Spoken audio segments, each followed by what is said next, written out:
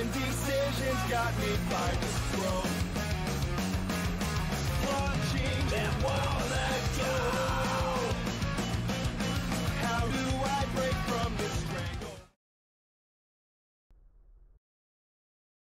Live from Five Flags Speedway, we are here for night number 3 of the 4th annual H&H Sound Supply Fall Brawl Spectacular presented by SARA. And my goodness, SARA, S-A-R-A, whatever it's titled, but there even is a pronunciation, I don't think there is. But qualifying is underway, and well, let me rephrase that. Qualifying for the first 8 positions is currently in progress. And we'd like to welcome you here to the Racing Line Broadcasting Network as drivers start to make their way out on the racetrack. That is the number 55. And as per usual, I am Gary Weaver, joined by Michael Conti for the 3rd night in a row. And, well, Michael, this is going to be quite interesting as we have about roughly 45 drivers going to be taking to the track, and 8 of them are already going to get a free pass into the main event for tomorrow night. That's going to take a lot of pressure off of them. And Gary, as we saw last night, it wasn't really easy to pass when you were on equal tires, and I foresee that being the case here tomorrow night as well during the main event. But if these guys can qualify well, get ahead of most of the mess in the middle of the pack, that's going to make their night a heck of a lot easier. And we've got some fast guys here. We've got Majeski back again, Mullis. I see Adam Benefiel in here. So we are going to have some great racing tomorrow night. But before that, we've got qualifying here this evening.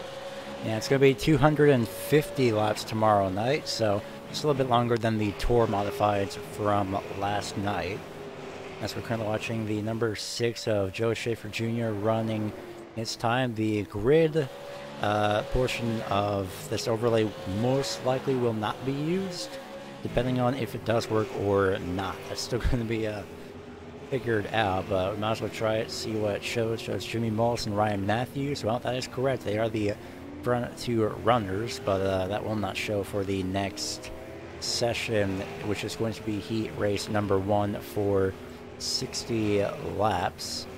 As I'm going to bring up my notes just to double check on that, but at the moment we are scheduled to also have 3 heat races, a C main, a B main, a warm-up, and then just a little bit of a fun run with 11 drivers, the top 11 from all of tonight's races. But as per usual, this entire session and all these broadcasts brought to you by not only SARA but also H&H Sign Supply, which well, if you're a professional graphic artist who needs vinyl sign making supplies, or you're a creator with a big project, H&H Sign Supply can fulfill your needs for the inkjet printable vinyl, wide format printers, sign blanks and stakes, banners, cutters, and so much more. So if you're serious about creating a high quality sign, but you still want to use affordable vinyl sign supplies, place your order today with H&H Sign Supply, and the website for a promo code, hhsignsupply.com, and the promo code is SARA15, that's SARA 15, for 15% off of your order. As per usual, some restrictions apply, and this offer expires on December 31st of this year. So with that out of the way, almost a minute remaining in qualifying, and it looks like it's going to be the Race 1 Us qualifying race. So these qualifying races are going to be brought to you by Race1.us. 60 laps and 5 drivers from each of these 3 qualifying races will advance directly to tomorrow night's race.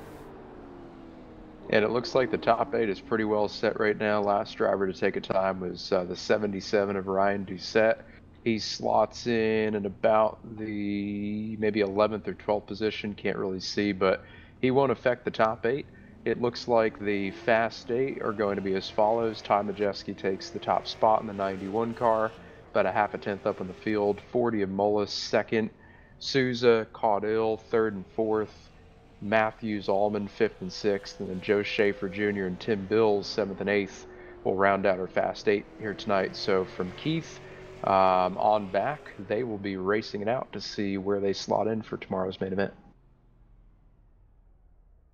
Apologies for that small delay, but yeah, these top eight drivers, all within a tenth of each other. So we see the pretty much the gap between them, and well, exactly 1/10 off is Keith Medeiros, who will be starting first, I believe, in this following qualifying race as well, and he will be. So here's your qualifying grid as the results update, but the grid, weirdly enough, does not. So that is something to know for the future, just in case we ever do another heat race style of a broadcast, or should I say broadcast involving heat races. But you can see the starting results, not the unofficial finishing results, as that one is permanent. But we have Keith Medeiros, David Krikorian, haven't seen that name in a long time, Connor Blaze, Jared Boyros, AJ Rogers, Cameron Hamilton, Dallas Pataska, Donald Clark, Adam Jocelyn, and Preston Boers starting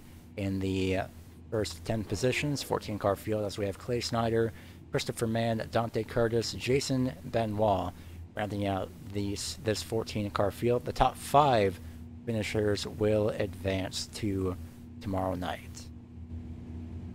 Yeah, David Krikorian right there starting second. Fun fact, I was actually a teammate with him many, many years ago. So good to see him in the race here tonight. I'm sure he's going to be fast. A lot of familiar names from the Open Series and iRacing. Dallas Pataska. We see him doing a lot of open and fixed racing. Donald Clark, we've seen him the last 2 nights actually. So a lot of guys here tonight that we've seen over the past few days. And Gary, they're showing a lot of versatility, going from a dirt street stock to a Tour modified now to a super late model. That's pretty impressive over the course of 3 days. Yeah, and especially since 2 of those races were, I guess 2 tracks, I should say, different surface and completely different conditions as well, an ever-changing surface with the dirt cars as well and street stock. So just 3 different cars, 2 different tracks is what I was looking for. So 1 pace lap to go, and it's going to be quite interesting to see what Keith and Krikorian can do on this start as they start up in the front 2 positions. So 60 laps here at about 15 seconds or so a lap. These guys are not going to have a lot of time to get up to the top 5 if they're starting deep in this field. So action is going to be jam-packed. It's going to be intense as ever. And Gary, pace car works 3 and 4. We're about to go green. Yeah, pace car pulls off to safety of pit road. Keith Medeiros already on the loud pedal. Green flag is out. 1 of 60 laps is about to start as it automatically counts down from 60 laps to go.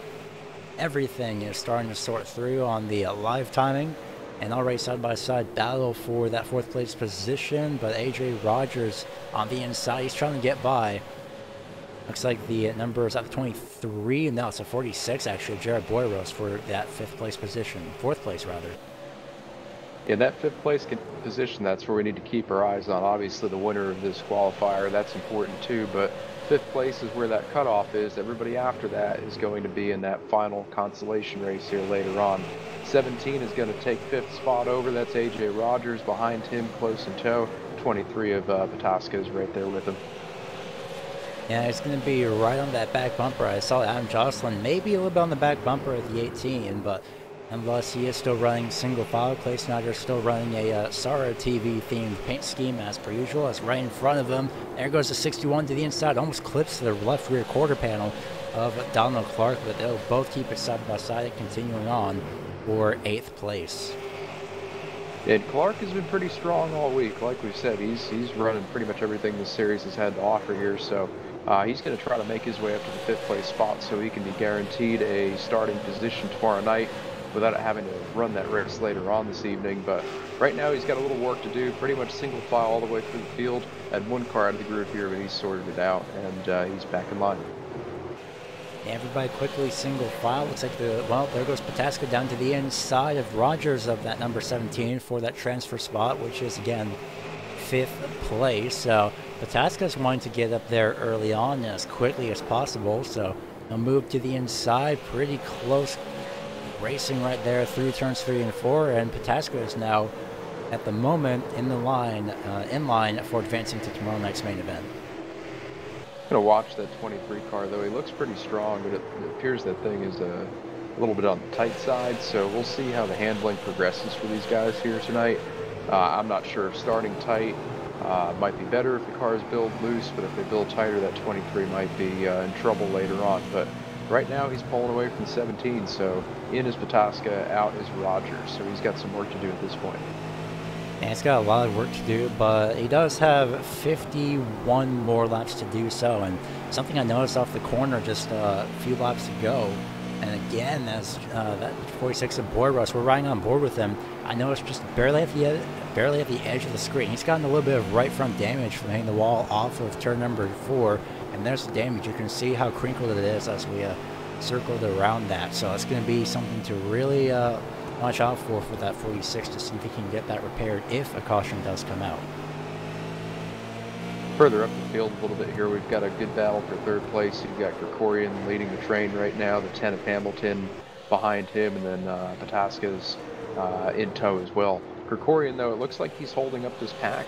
It looks like lap times are a little bit slower than the two behind him. His concern is if he loses the third spot, that'll put him back to 5th, and then there's not too much room between him and the 17 at that point. So 66 Krikorian needs to be careful here because he does not have that much room to breathe as far as being guaranteed a spot. Yeah, Pataska's already, well, he sort of locked himself in just a little bit more now than before, so he's pretty comfortable for the time being, and something I'm starting to see already. Well, 47 laps in is quite noticeable. We are going to take a look at the brake rotors here heading into turns 3 and 4. Take a look at the 23 front tire. It's already glowing actually as it starts to fade off, but once he heads down to turn 3, there it goes, instantly lighting up through turn 3 just to break into that corner. So luckily we don't have brake wear yet, but if we did, everybody would really be managing that as much as possible. And I think we'll see that come into play more tomorrow night. 250 laps of these cars, definitely going to be some brake heat generated, and that brake heat is going to be transferred into the tires. The front tires are going to heat up and the cars are going to build tight because of all of that brake heat from these sharp corners here at Five Flags. So, you know, you could drive it hard in these qualifiers, but we'll have to be mindful of it tomorrow. Meanwhile, 23 on the bottom, 66 up top. It looks like Pataska wants to take this spot from Krikorian, but not too far behind is that 10 car as well. He's ready to pounce too. Yeah, Pataska passed Cameron Hamilton just a few laps ago, and I think Hamilton now at number 10, he wants to try and make his own little groove as well, or at least follow the 23 through. Something Krikorian's already doing, and the 10 has already noticed that as well. He's moved up to the top side on the entry, low side on the exit, and you can see the current position as it changes from 3rd to 4th and launches back and forth, no pun intended there. But finally, that 23 gets up to that 3rd place position. Hamilton's going to follow him right through as both these drivers essentially start in a 1-2 stop position. Hamilton starts 6th, Pataska starts 7th. And they're following each other up through this field here, and it looks like Hamilton will probably make a pass to Krikorian, but I've got to give David credit though. He's moved up to the top, really not by his choice, but he's found a little bit of speed up there, and it looks like he's got enough to hold off these guys at least for a few laps. But on this end of the speedway right there, it gets really tight, and that time Krikorian gets the better of the car on the bottom, and he'll almost clear him in the 1. He's doing a great job hanging up on that top side for being the only car on the top side as well, but he may have had that set up for the top side, maybe just so he expected to get past or passing on the outside, as the distance between 1st and 2nd, well, for the time being, it is about 1 second distance, and there it is right there. You can just barely see that gap as we go and look back at the battle for that 4th place position. And as these guys battle side by side, they're really not losing that much time to Rogers behind him, and then behind Rogers is Boyros. So even side by side here, you would think they'd slow up, but they haven't. Finally, though, Hamilton will clear Krikorian. Now Rogers in that 17 car looks to make a pass as well. Yeah, trying to get as close to that back bumper of the 66 as he can. And for the time being, well, their lap times were, well, last time around, of course, because Krikorian was side by side, AJ Rogers was 3/10 faster. So when these drivers are side by side, we're expecting about a 3/10 of a second difference. That last time around, well, the difference in lap times, as we pull up the comparison here to the right-hand side of the driver names, 16.6 even versus a 16.594. So just ever so slightly faster or virtually equal is that number 17 of Rogers. Yeah, Rogers is definitely a little bit quicker than Krikorian, but not enough to really make a pass here. Looking up through the field a little bit more, you've got the 23 at Pataska again. He's running some of the quickest lap times on the track, Gary. 16:55 for him to a 63 and a 61 by the two in front. So I'm not sure if he's got enough time to get all the way up to Keith, but I think he's got time to get to the back bumper of 57 of Blaze here to challenge him for second. Yeah, hopefully he will. He does have the speed, and he's close to the gap now from 0.499 to 0.416 seconds. So we'll keep an eye on that in terms of timing, and as well as an actual eye on, well, maybe not actually. It's Connor and Blaze has ran into a little bit of trouble. Really loose, I believe, is that 57. So on the top side, it's going to be the 23 Pataska making that move for second. And I think that's just told us right there. We had mentioned that Pataska was a little bit tight early on in this run, or at least it looked like that. It seems that these cars and also the Tour Modifieds last night as well were really susceptible to building loose, getting looser as the run went on. And we're seeing that with the 57 of Blaze. He fired off strong and was just as quick as the leader. But right there in the center of the corner, it looks like the back end is just not under him at this point. Yeah, hopefully Connor Blaze can hang on to this top 5 as much as he can. And again, as we bring up the information, he did start in the 3rd place position, so he didn't really go anywhere as of yet. His highest position was 2nd, so not too bad of a night so far as we're nearing the halfway point with, well, actually we passed the halfway point. I thought it was 50 laps for a few moments.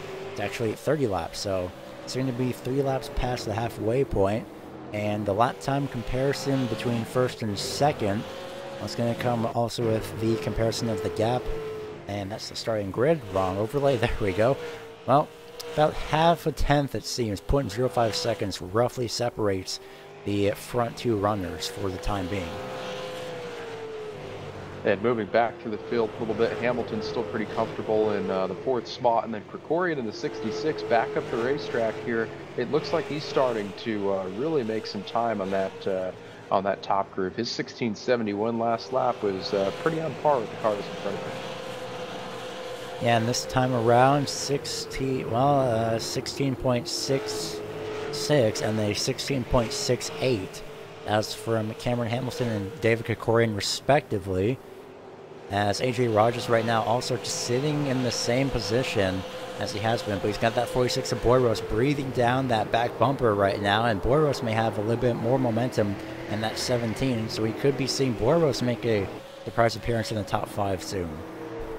And it looks like Boyros has adopted that higher line too. He enters a little bit higher, and then he cuts it down really low off the corner. That's allowing him to get a great run off of 2 and 4.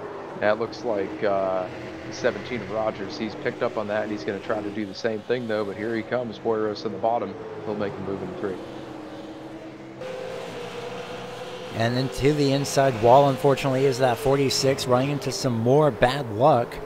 Is Jared Boyros. I'm debating on doing a replay, and I think we do have enough time, so we'll do that very quickly with an on-board roll bar shot. We'll head back live as quickly as possible, but he's got the line to the inside, too low, and got to the apron.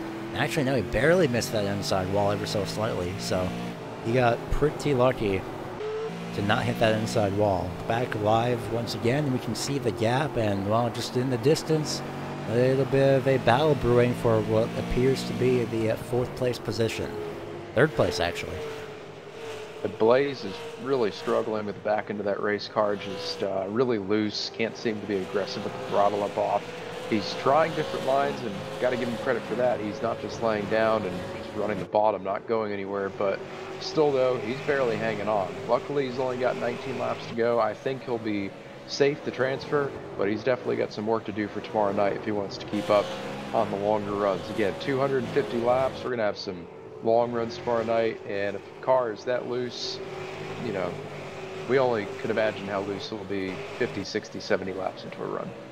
Yeah, when the tires start to wear out and your setup is loose enough as it is, well, you're just gonna have a lot more problems, and this in a way can work for Connor Blaze, even though he's already going to pretty much advance for the time being. Same with Kikor. Wow, it's really loose, I believe, off turn number 2 there. But he's still hanging on to 3rd place for the time being, so hopefully he can find some adjustments, practice a little bit more after these races, and then try and recover and get back out there for tomorrow night. And as loose as that car is, we keep knocking him, but he's really running times even with the leaders. Sometimes a little quicker, sometimes a bit slower, but he's not off at all. So a few adjustments to that car, and I think he'll be right there. That time is 16:67 for Blaze compared to an 87 from Itasca and a 73 from Medeiros. So fastest car on the track there. A little loose, but sometimes loose is fast. Yeah, it definitely works out. It's better than being insanely tight, having your car setups insanely tight. Next thing you know, you're drifting up the wall or drifting up the track every single lap, or every few laps, I should say. And that's more than enough to really mess up your pattern, since you have to adapt your planned style to really, and just care for that race car that you just have to make it a little bit more loose. So I'm pretty sure that's why Connor Blaze is a little bit more loose than most of these drivers here from what we've seen so far tonight. He's doing a great job of hanging on to that car. We can see him just in front as well as we ride along board with Cameron Hamilton. Just running that top side, the middle lane, I should say, as there's really no such thing as a top lane at this racetrack, but still managing to hang on for 3rd. And we are slowly closing in on that 10 lap to go point. Yeah, really nothing happening at the 5th place transfer spot right now. Krikorian has about a 2nd lead over Rogers and Boyros. They're consumed among themselves right now in a battle for the 6th place position, but well off the back bumper of the 66 to really make a difference there. So the way it's looking, if nothing happens here in the last 10 laps, Krikorian's got it. Boyros and Rogers will be the first 2 out. After them, you've got Dante Curtis in 53 and 8th, Donald Clark in 9th, and then rounding out the field here, Snyder and I believe that's Benoit and Mann are 10th, 11th, and 12th. Yeah, it's actually Benoit, I believe. Oh, okay. Yep. Yeah, last name spellings are driver. name pronunciations are weird sometimes, but you never know. Or spellings, I should say. My goodness. I have no excuse for saying it's a long night. We're almost about 25 minutes into this first race, and I can't use that excuse, so I'm well awake. Long way to go. Yeah, it's a long way to go, but it's going to be pretty exciting as, again, Krikorian, he's got a lot of space, and, well, Rogers and Boyros, they're too busy starting to battle amongst themselves to really do anything, so I think what the 46 wants to do is get in front of that 17 and then somehow try and get his way in. I believe there is a consultation race after this. So he wants to get up to that 1st position as much as he can. And these leaders are starting to work lap traffic to Preston in the 29 car. He's got a lap down here. He's in the 14th spot. And then Adam Jocelyn is in 13th. He's about a straightaway in front of our leader right now of Medeiros. So probably not going to get lapped, but still not a great showing for those 2 tonight. They've definitely got some work to do later on if they plan on making this race. Yeah, it's usually just a little bit of trial and error. They did have about 30 minutes worth of practice before this first qualifying race. So of course the track state will change. It'll heat up, it'll cool down. There's going to be a lot of rubber compared to the start of the practice session. So all these drivers are going to have to really accommodate for that and see, okay, well, what works and what doesn't as quickly as they can and figure out what's wrong. Yeah, I think the guys that are watching in the 2nd qualifier here tonight, they're able to learn and pick up on some things from this race, so I think that's definitely an advantage. But for some of these guys that don't appear to have the speed at this point in time to make it in, you know, they'll go to work during that 2nd qualifying race and see if they can make some good adjustments on their cars. But I think Rogers and Boyros are close speed-wise. They've really just been just a little bit off of Krikorian here tonight. But, you know, our guys behind them, Curtis, Clark, Benoit, if I said it right that time, hopefully I did. There we go. Snyder and Mann, they've got a little bit more work to do. Yeah, so Keith Medeiros, Dallas Pataska, Connor Blaze, Cameron Hamilton, and David Krikorian will round out your top 5 in advance to tomorrow night's race. That makes it total of 13 drivers. Moving on, Rogers, Boyros, Curtis, Clark, and Benoit round out your top 10. Snyder, Mann, Jocelyn, and Boers round out the rest of your 14-car field for tonight. Second qualifying race is up next, and just double checking, still scheduled to have a C and B main. So as we use the results screen, well, maybe not, as that's a little bit broken, unfortunately. So this is why we do have a ticker, and thankfully that does work. So Michael Goddard, Jeremy Davis, and Brad Mayhar. I haven't seen that name in a while. Start in your top 3. Adam Benefiel, Justin Leduc, Trevor Edwards, 4th through 6th. We have Drew Krybick, Gareth Gonder, and Russell Brown Jr., 7th through 9th. Devin Morgan starts in 10th. 11th will be Mark Royer. Travis Hauk starts 12th. 13th, TJ White, and rounding out your, again, 14-car field is Jerry Glenn. Yeah, these drivers are getting the pre-race pep talk right now from Derek Robinson, who we've seen in a few of the races here this week so far, with some good success too. He won one of the heats last night, if I remember correctly, so he's had a good week, but got some good racing coming up here in the second qualifier. Again, top 5 make it, so that 5th place transfer spot is what we will have our eyes on as this race winds down. And we may have actually, I think we're both wrong in terms of pronouncing last name of the 89. It's not Benoit, maybe Benoit, I believe. Benoit? Benoit. I've got a teammate. He's Patrick Mallet, but you know, guys like me that don't know how to pronounce people's names might say Mallet. So we'll get it right before the end of the night. At least we'll try the best you can with what you've got. Yeah, I mean, phonetic names aren't really a thing in iRacing, although that would be kind of interesting to have. But nonetheless, though, yeah, that would be interesting. But nonetheless, pace car pulls off. Second qualifying race is underway, and getting a bad start, unfortunately, is Jeremy Davis, but he'll slide into 3rd. No, into the inside is Justin Leduc already. Oh, a little bit of trouble in the back here. Russell Brown in that 70 car got loose, and he gives up a lot of spots. 12 to the back bumper. Davis in that 09 car. That's right around that transfer spot. Looks like it's heating up early. Yeah, everyone really wants to get up there first, and while Adam Benefiel is the closest driver to that, he's in 6th, and here goes to the inside. The 12 doesn't make it happen, unfortunately.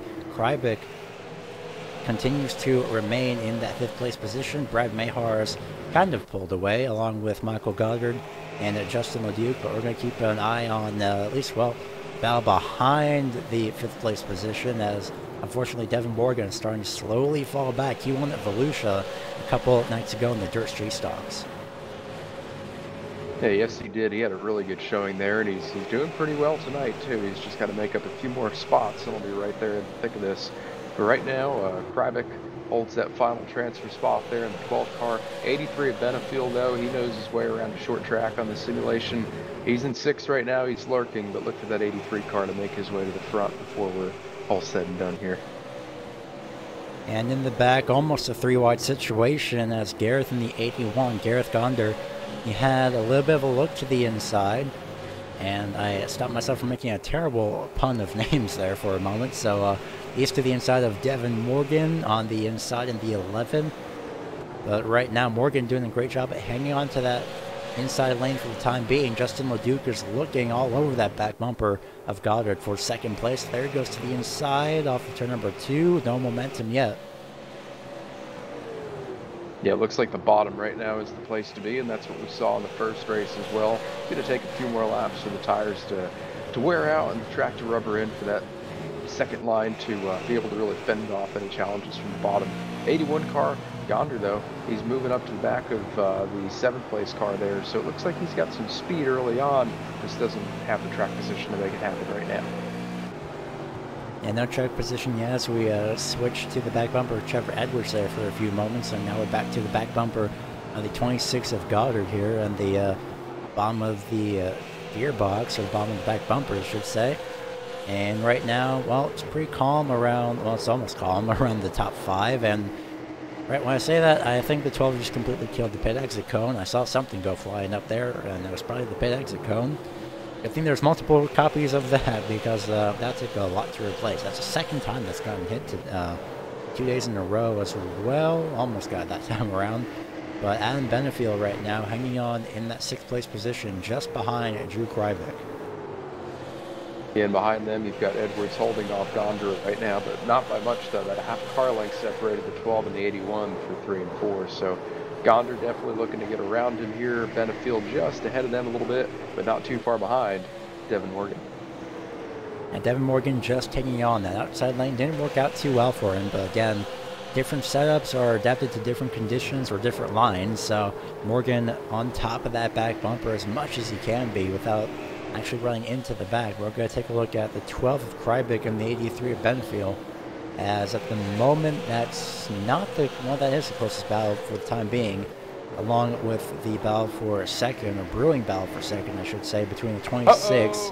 Yep. Gondor into the back of Edwards, around he goes. Oh, that's a 36 of Mark Royer who's also involved. He had nowhere to go. Yeah, some heavy damage on that car. These things aren't tanks like the Tour mods are, so that's going to hurt a little bit right there. It's going to hurt a lot, unfortunately. Replay coming up in just a few moments' time. And we did manage to fund that, so here's the replay coming into turn number 1 and 2. Just a little bit too much, and that small bump just sent him around. And Edwards is fine. He stays up top, and man, Royer into the outside wall, actually, when he tried to avoid that number 32 on the top side. Yeah, I think Edwards might be okay. He definitely took some contact there. But it looks like the car is in one piece. It's not too bad. I think he's still got a shot at it tonight. He'll come in and probably fix whatever damage he has. But yeah, it was apparently time to go, and just a little bit of contact right there sent him around. So we learned right there it doesn't take a lot to jack somebody up and turn them around, so we'll have to be on the lookout for that throughout tonight in these qualifiers, and then tomorrow as well during the 250 lap main. Yeah, it's going to be yeah, and just something to look out for, I should say, not look ahead to. That would be terrible to look ahead to something. But yeah, we saw just how easy these cars could be loosened up. Mark Royer currently in pit road, as we saw in the replay on the onboard. He actually gotten a little bit extra, well, not really extra help, I should say, but moreover, how do I put this? He just had nowhere to go. He committed to the top side, but unfortunately, unfortunately, couldn't really do anything about it. And in hindsight, watching it from a TV camera, you think to yourself, why didn't he just go low?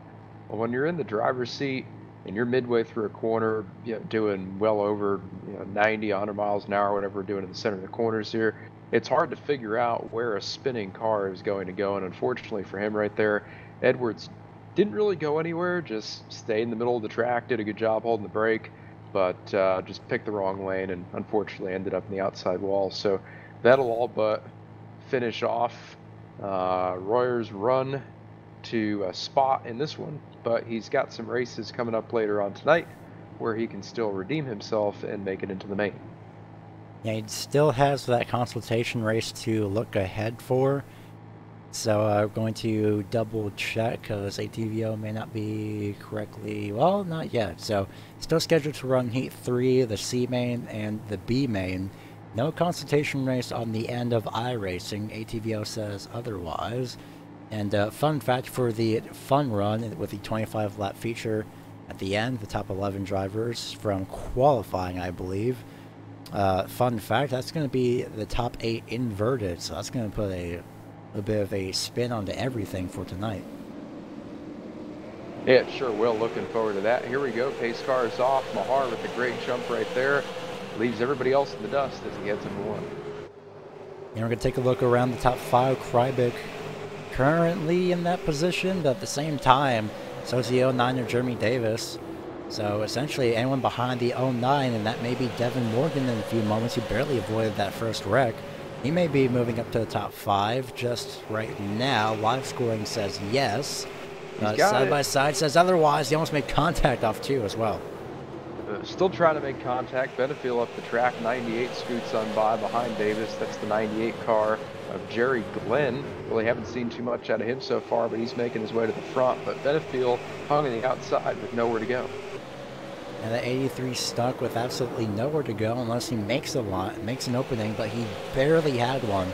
But wasn't large enough. Morgan makes his way up into the 4th place position. That's going to send the 12 back to 5th.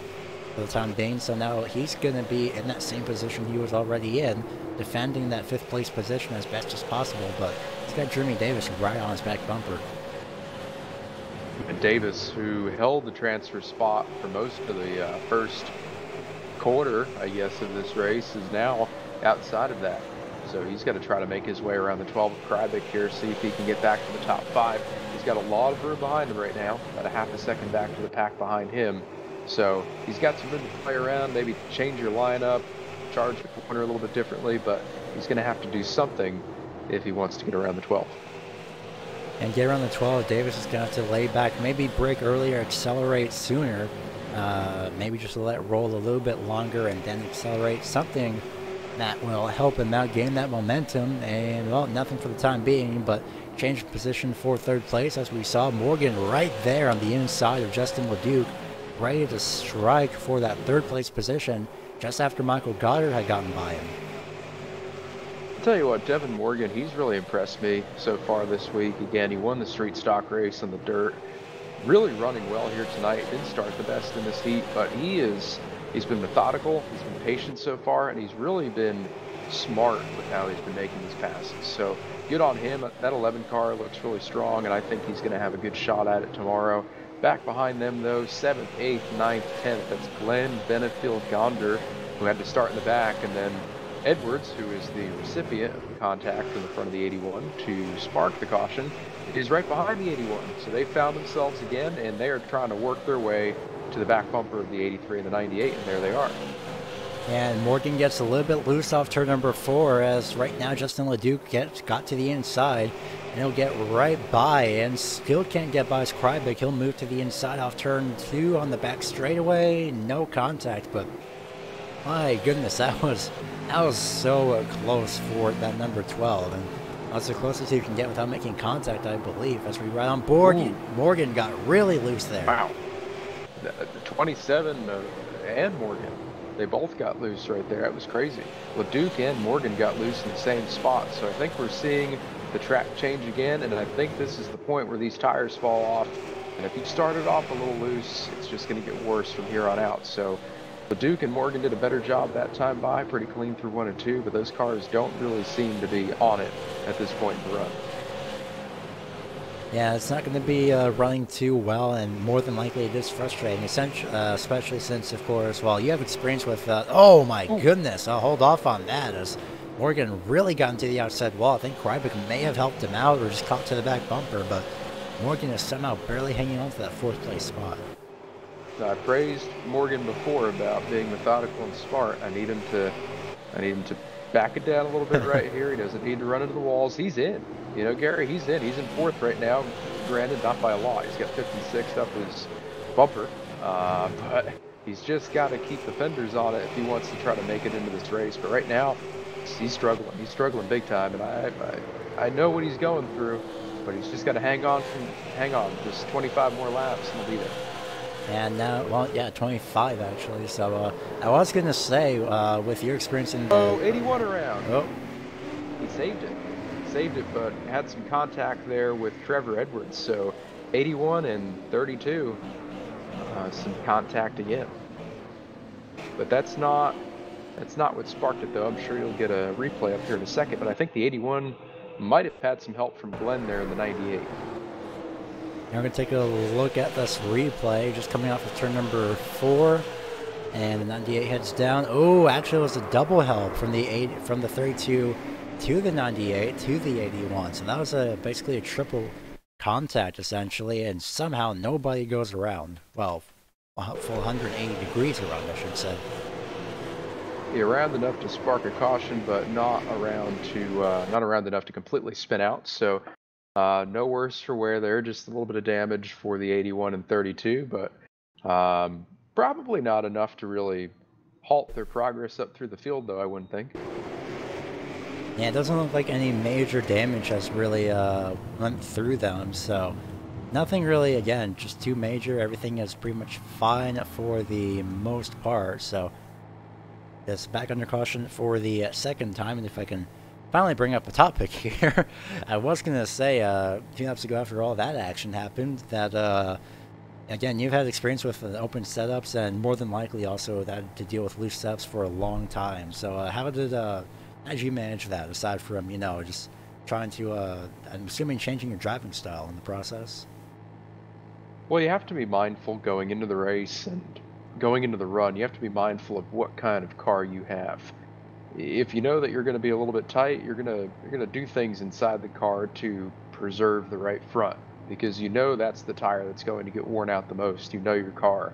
If you're loose, maybe you don't get on the gas as early in the middle of the corner, or maybe you don't get on it as hard in the middle of the corner. Limit wheel spin, change your line, move up the track. That's what we saw Blaze do in the first race, and that really helped him out. So there's quite a bit you can do inside the car, but it starts with recognizing what you have to work with and understanding that from the get-go. That only makes it easier. But as far as cars go tonight, Brad Mahar 62 car, Tim's Corner.ca sponsored machine, it's hooked up, and he knows that, and he's done a good job on restarts of getting away.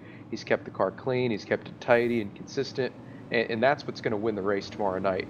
Guys like Morgan and Leduc, they're fast, they've got speed, they just need to work on that consistency a little bit if they want to run with the likes of Majeski and Mullis and some of those other guys that are already locked into the feature tomorrow. And they have to be as careful as possible. A 19-lap shootout this time around once we get to the green flag, so it's going to be an interesting final 19 laps. So far, the only heat race to produce cautions for the night. Second caution as well. Ford GT pace car pulls off into safety pit road. Green is out. Mahar doing a great job on the start as per usual, and I'm going to keep an eye on 5th place because that's what's really going to be heating up. Yeah, oh, huge checkup. Not a lot of time left, and these guys know it, and you can see it right there, 26 into the outside wall. Hang on to it, everybody. Yeah, Goddard got not too great of a start, maybe loose off of turn 2, I believe, and like you mentioned, got to the outside wall. We couldn't see it from the angle I was looking at it from, but right now the 83 is in 5th, 26 is in 4th, so 11th is in position number 6, and the 81 is... never mind, go hold off on that description because, well, this is definitely changing around a lot quicker, so... It sure is. Yeah. Devin Morgan and the 83. In the back. They saved it. Oh, yes. Some sort of... Just caught the end of that. Car back there. Yeah, it was the 84 TJ White, Jerry Glenn, and the 98 possibly also involved in that. I saw both of them slow off turn number 2. Just an update on the woes of Mark Royer. His shifter has broken, so not only does he have a broken car in the game, but he's got a broken shifter. Oh, that's terrible. You can't reset that one, can't you? I don't think so. The worst I've had was my shifter coming off of my desk. Imagine a steering wheel breaking in the middle of a peak race. That would, or any race rather. That was not a good. That was not a good night. But as far as the race goes tonight, here, 83 Benefield, he is up to the 6th. Yes, 6th spot. He was in front of Morgan, and then Morgan made a fantastic move around the outside and took the dip back over. Tell you what, though, who's that? The 81 car? That's Gonder. He's coming back to the front, and he's not afraid to use the bumper. Yeah, when we went back to the 11 a couple laps ago, we saw him way loose out of turn number 4, and he stumped somehow, still hanging on to that 5th place position. My goodness, that guy can really wheel a race car if he can save it from being that loose off turn 4. He thinks he's on the dirt again, Gary. I wouldn't be surprised. I mean, he did win, so it does make sense that he would be wheeling it like it's on dirt. He's doing a great job, though. I appreciate that. And hey, I appreciate a loose car. I like loose cars myself. I feel like you can really get more out of it as a driver. So I like seeing these cars a little bit sketchy tonight. That's good. It's good for the show. It's good for the racing, and it makes it fun for the drivers out there, too. Yeah, it's especially fun for me because I don't have to worry about wrecking. So this is, again, just very exciting. 10 laps to go. Brad Mahar. There's a little bit of a gap between he and Justin Leduc. And then there's just everybody else. Morgan on the back bumper, that 26 through turns 1 and 2. And he'll move to the inside for 4th place. And he couldn't quite get there as Goddard barely shuts the door there in turns 3 and 4. A little bit of contact. Now Morgan gets to the inside, and that's going to send the 26 back to 5th place, maybe, if the 83. It's a tough pass. Yeah, if the 83 can capitalize on it, he'll be back in 6th. Yeah, time to go. Time to go. 8 laps to go here at the line. 11 on the bottom. That's Morgan. 26 up high. Goddard, a little loose. Hits the apron into the door. They're going to be okay though, but how much more contact can they make until somebody feels the effects of it? We'll have to see. I mean, But it's time to go. Yeah, again, same with the dirt reference. Morgan had a lot of contact on the dirt at one point. I believe it was driver with number 32, not in this race. Unfortunately, the name doesn't come immediately to mind, but he and another driver in the Volusia race were making so much contact, and we saw the 11 a little bit slideways there off turn number 4, but somehow, yeah, Goddard somehow is hanging on to that 4th place position. He fought back in turns 1 and 2. Now, Benefield, I just don't know if he doesn't have the speed or what. I'm sure he's trying. He's got to get to the top of the 11 right there. He's got to block off his exit so he can try to pin him down. And I think he recognizes that as he opens up his entry into 1. But I think getting to the top of that 11, as loose as the 11 is, I think that'll do it. But he's running out of time. 4 to go at the line. Yeah, 4 laps to go for Benefield to try and make some type of a move, or maybe even capitalize on, maybe make it 3 wide, I don't know. But we're going to keep an eye on this as your top 4, as they are across the top of your screen occasionally. Sometimes top 3, I should say. But Brad Mayhart, Justin LeDuc, Drew Krybick are your top 3. We're currently watching the rest of the, watching 4th through 6th right now, and that consists of the 11, 26, and 83. And somehow contact Hang on, saves it. Yep, nope, saved it. All right. We don't need to race that hard though, Gary. They're both in. They're both in. 2 laps to go. Somebody needs to tell him. Nah, just let him race. Yep, there it is. Here comes the 83 Benefield to the inside. That may have costed the 11. It's going to be 1 lap to go. Transfer position, 5th place. Morgan's currently in that. He cleared him. Is he going to use the bumpers? Benefield going to move that 11 out of the way? We'll see here. He's not really close. He'd have to charge 3. I don't think he's going to get there. Mahar rounds 4. He'll win qualifier number 2. Devin Morgan will be the last one to advance. So top 5 for this race: Brad Mayhart, Justin LeDuc, Drew Krybick, Michael Goddard, maybe a little bit of celebratory door swipe in there from the 11 of Devin Morgan, who barely makes it in to that main event for tomorrow night. So we are now up to 18 drivers that are in. This next race will make, 21 drivers. Now have a 75 lap C main, B main, and then a top 11 dash from Wakefield. And we may be having a consolation race in the form of the C and B main, but that's what I think. Yeah, nonetheless, though, grid in a way going across, except the bottom of your screen is more the top of your screen, as still shows the official qualifying results, weirdly enough. So we have Brendan Wilkinson, Ryan Doucette, and Jason Tarasenko. I haven't seen Jason in a long time. Have you noticed this pattern that's appearing here? Ty Spearman, Matthew Eddy, and Derek Robinson starting 4th through 6th. Chris Canfield, Fred Moreau, and Jeffrey Martin, 6th or 7th through 9th. Devin Rogers runs out your top 10. Ben Nile starts 11th, 12th. Samuel Roush, 13th. Kyle Case, and Brian Korlacki starts in the 14th position. Running out your, again, 14 car field for tonight. The third just before race. Before we go to green here, I just want to say something. I think it's pretty cool. You don't see on a lot of games or simulations, you don't see the names for 4, 5, 6, 7 years at a time. And I see some of the names in here, and you mentioned it too.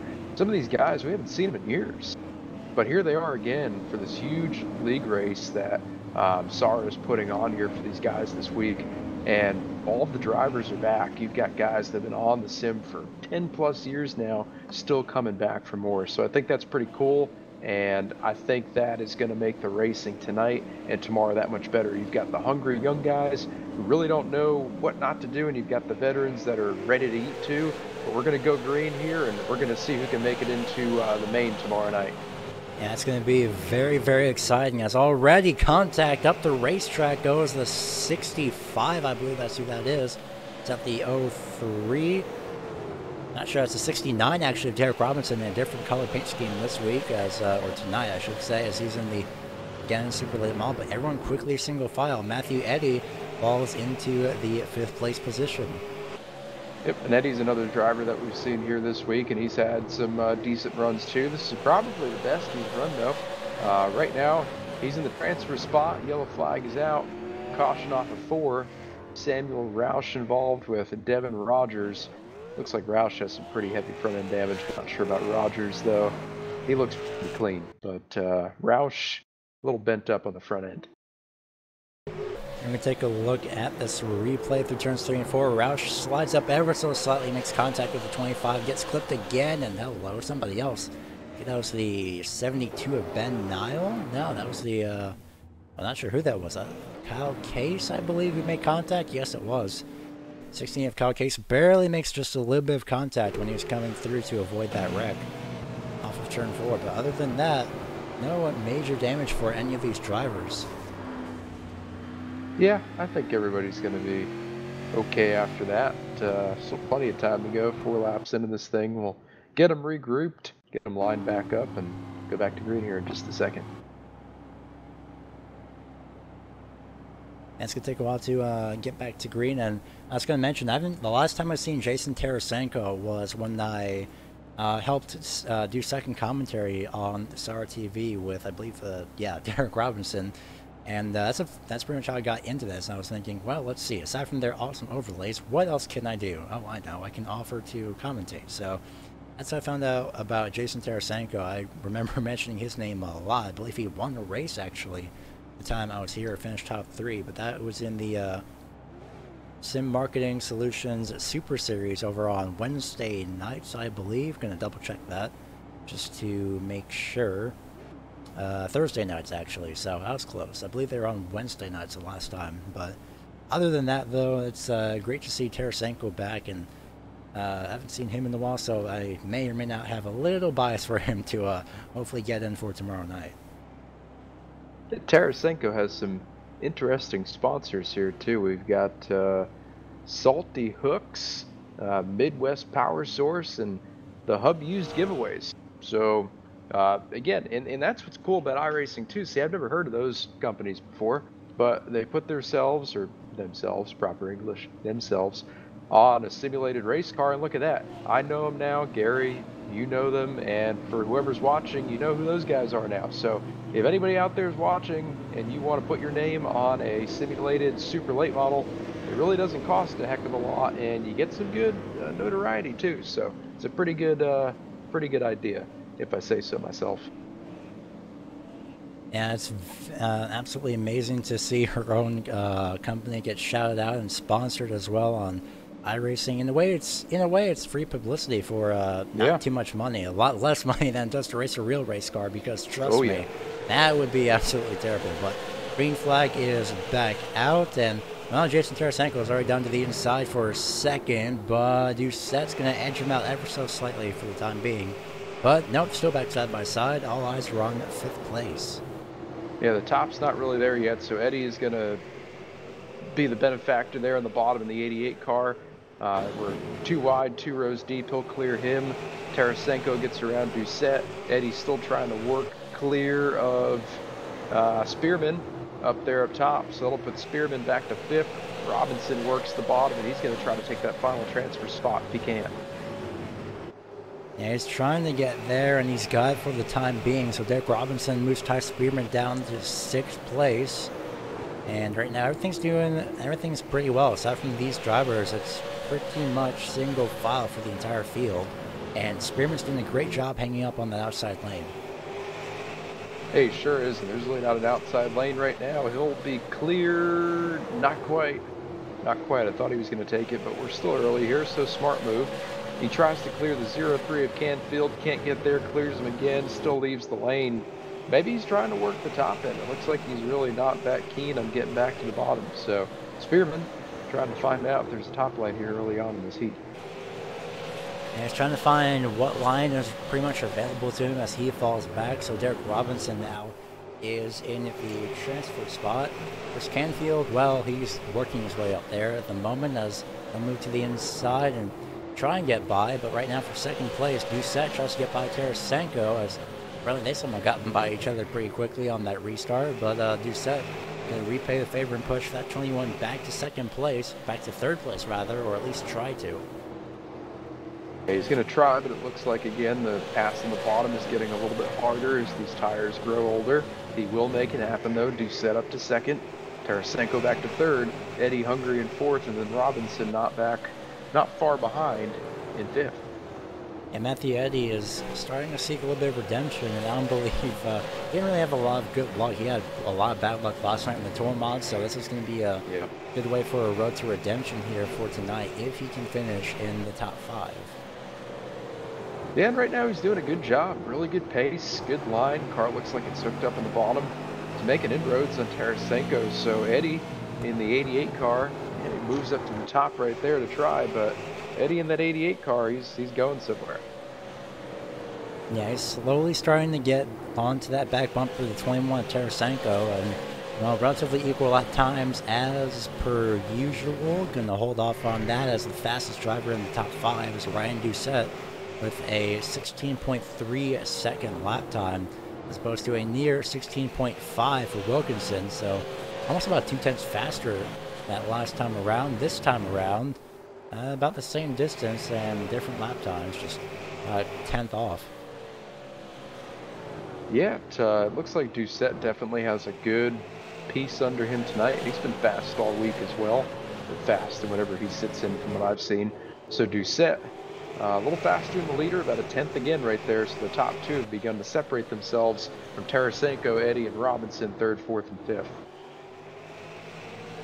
And coming up on a little bit of lap traffic, but shouldn't be too much of an issue for these leaders as they take, well, never mind. Well, there's one reason, as again, Samuel Roush, more bad luck. I think his entire left front is completely destroyed. The suspension looks like it's resting a lot lower than it should be. Yep, it is. Wow, that was odd. That's an odd crash there, Gary. We're gonna take a look at this. Through turns 3 and 4, 25 again got loose, and heavy impact in the right front. And somehow that may have bent the axle actually in the right front. So that could be why the left front is dragging across the ground. That's why there's a lot of tire smoke. It looks like that right front got pushed out there, and the left front is not. It's not turning. Not spinning. No. So I don't know if the tire, maybe we lost air in the left front, or like you said, maybe something bent in the suspension, causing it not to spin. But I've never seen that before. That's a first for me, and I've been doing this a long time. So that's cool to see, but obviously not cool for Roush, as that'll pretty much end his night here, at least in this race anyway. Yeah, you can see, he does have one more chance on the consolation, or I believe the C-main is what that's going to be. But again, there it is, just riding along the ground. That's why he went to pit road. That is actually, like you mentioned, it's cool to see, and not really good for the 13, but it is pretty interesting, though, because you never really see that often in iRacing. No, you sure don't. But what we're seeing right now is that Sim Marketing Solutions number 56 car, Brandon Wilkinson. He's been fast all night, but Gary, I think if we can get some laps here under green after this restart, I think Doucette in the 77 definitely has something for him. Yeah, he's got something. Yeah, hopefully he's got something for him. He had something for the 21 of Tarasenko, so hopefully we will be able to see that 77 up in first. Maybe I've seen Ryan Doucette in another league as well, so he's been around in his own share. So Tarasenko, well, I believe I've seen Wilkinson probably somewhere else as well, maybe in a couple different leagues, but most of these guys pretty well known on the short track side. Yeah, definitely are. And, a lot of these guys race in more than just one league too. It's pretty incredible. They spend a lot of time working on setups, especially for this type of race where there's some money on the line and a lot of prestige. So they spend a lot of time doing this. You know, peak drivers such as myself, we always feel like we spend all this time working on setups and we only race, you know, once every other week. But for these guys, they've got league races sometimes a couple times a week, so they keep busy racing. But they've got to practice such a ton too. So hats off to these guys for making it happen, and they're putting on a great show. Racing's been awesome all week. Competition is definitely there, and I think we're going to see a heck of a finish here in qualifier number 3. Yeah, 35 laps going right when the pace car pulls off. Green flag is out, and all right to the inside. Well, Tarasenko has completely different plans. He decides to back off, actually, and he will try and regroup for that second place position. Without single foul, though. Matthew Eddy trying to defend Chris Canfield, who's currently in 5th, battle for 5th between the 88 and the 03. I was awfully impressive with that 77 car. He rocketed around the outside on that restart. We haven't seen too many people do that from the outside of the front rows. So 77's got speed. 88 of Eddie back to 6th right now. That Spearman on the bottom, Canfield has cleared him. So Eddie went from 4th, well in, to well outside at this point. He's fallen back fast. And it's fallen to about 7th to 8th in terms of on-track position in real time. Well, it's 8th place. And we see 13 back in pit row, probably having more issues with that left front tire, unfortunately. So I can see why, especially since that impact may have completely jarred the axle. But it's unfortunate, though, for that 13. But hopefully he will be able to get it back up and regroup for the next consolation race. Yeah, he'll be able to get that car completely repaired, and he'll have something fresh to race with when we go back green here for him. So he'll be fine. Not sure if he's got the speed. He was struggling before that, but you know, it's good luck and it's good restarts. He'll be okay. Doucette, though, he's got the speed. That 77 car is fast. Caught a little bit of the apron there through 3 and 4, but 77 Doucette, he's definitely going somewhere right now. And Doucette wants to get up to the front as quickly as possible. We saw him just barely, or at least I saw him just barely making a move to the inside, or looking to the inside for that lead. And again, on the apron, that loosened him up just a little bit. My goodness, it doesn't look like they've gotten loose, but if you're around racing long enough, and you can definitely see when somebody gets loose and how obvious it is or how loose it is. But unfortunately, that's not going to be the case. Caution is out for the 16 of Kyle Case. Heavy damage to the front of that car.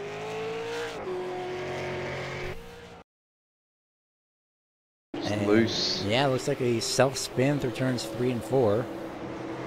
And actually, no, started in turn 3, maybe downshifted and overcorrected. Ooh, decent impact on the inside, on the outside wall there. And well, that's pretty much race over for the time being if he can't recover that. Yeah, it's unfortunate for him. He's got Case's Landscaping on the car, so another self-sponsored machine right there. Case's Landscaping, Kyle Case 16. Some pretty good front end damage, so that'll make it hard to make the top 5 here.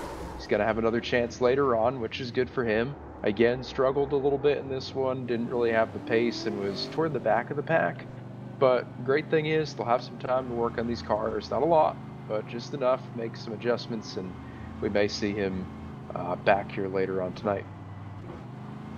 And hopefully we will see him later on tonight, and at least especially in the, again, consolation, which I believe will be in the form of the C main race.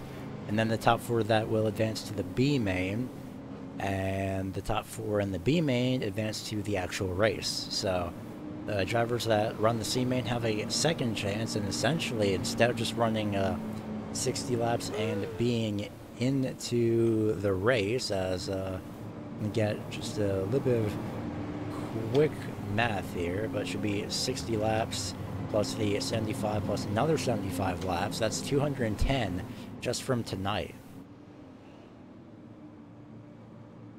Yeah, a long way to go and still a lot of racing left, so we haven't seen the last of these guys.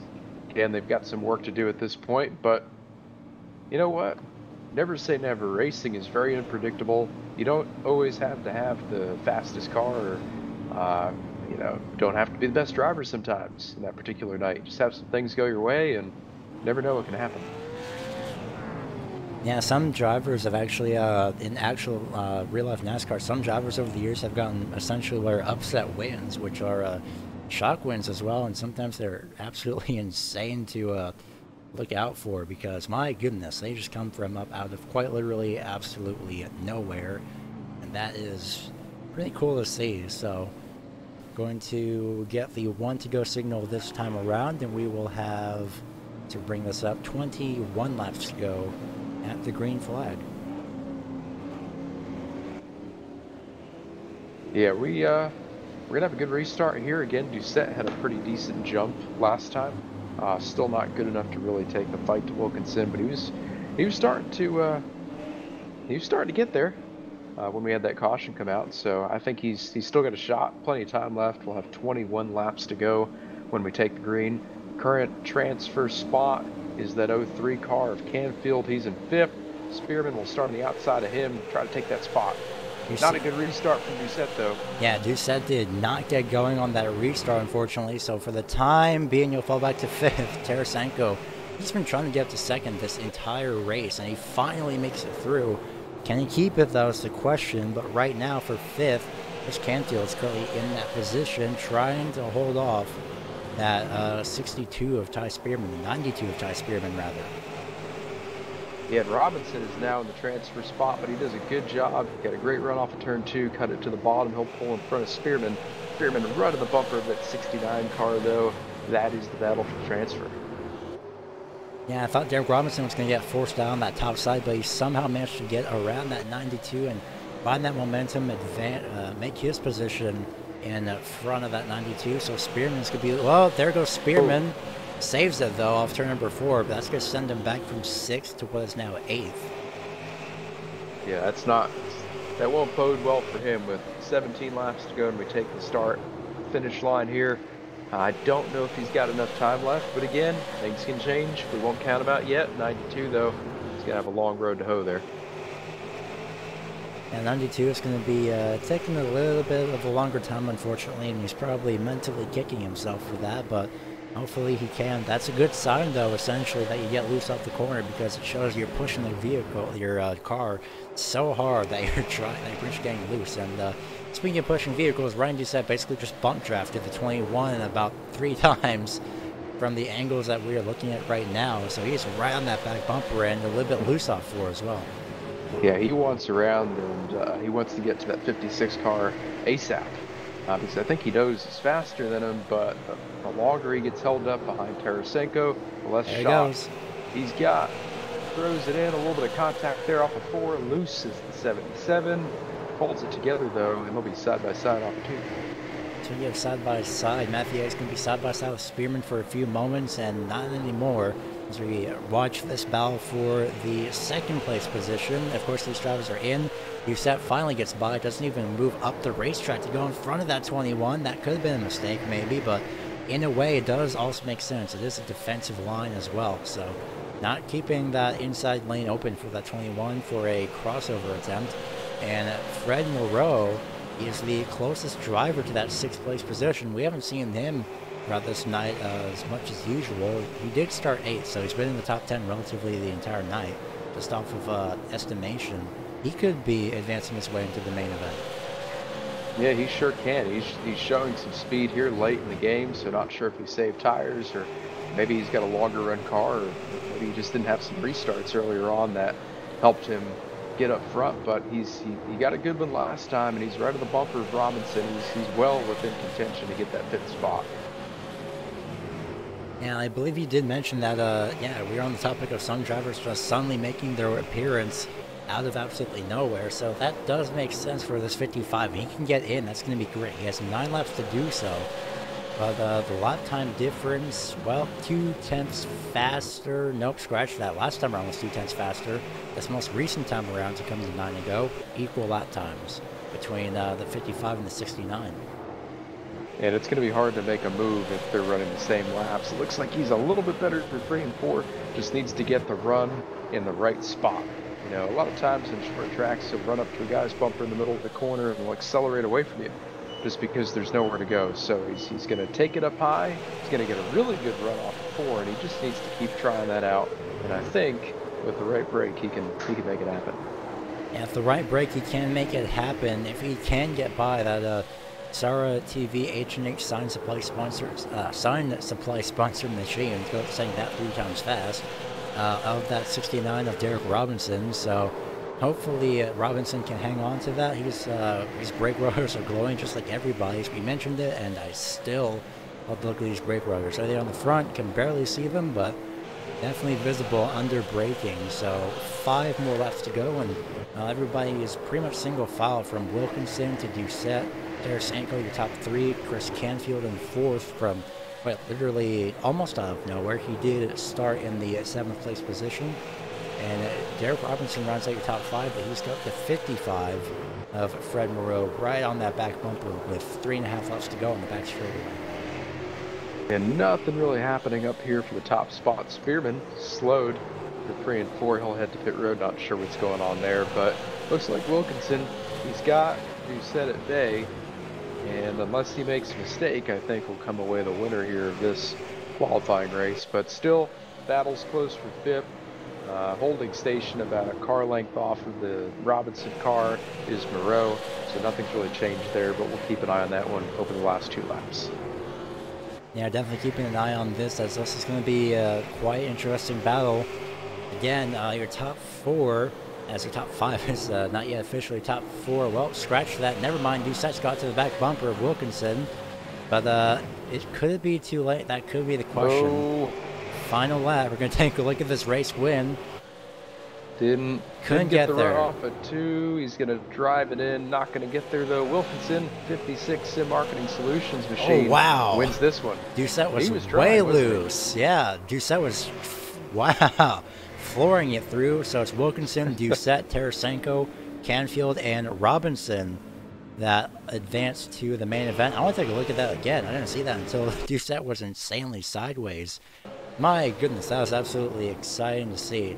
77 of Doucette as session moves on. We'll get that replay back up for you. 77 of Doucette pushing so hard. He got loose once, twice, about 3 times down the front straightaway, then decided to spin it out.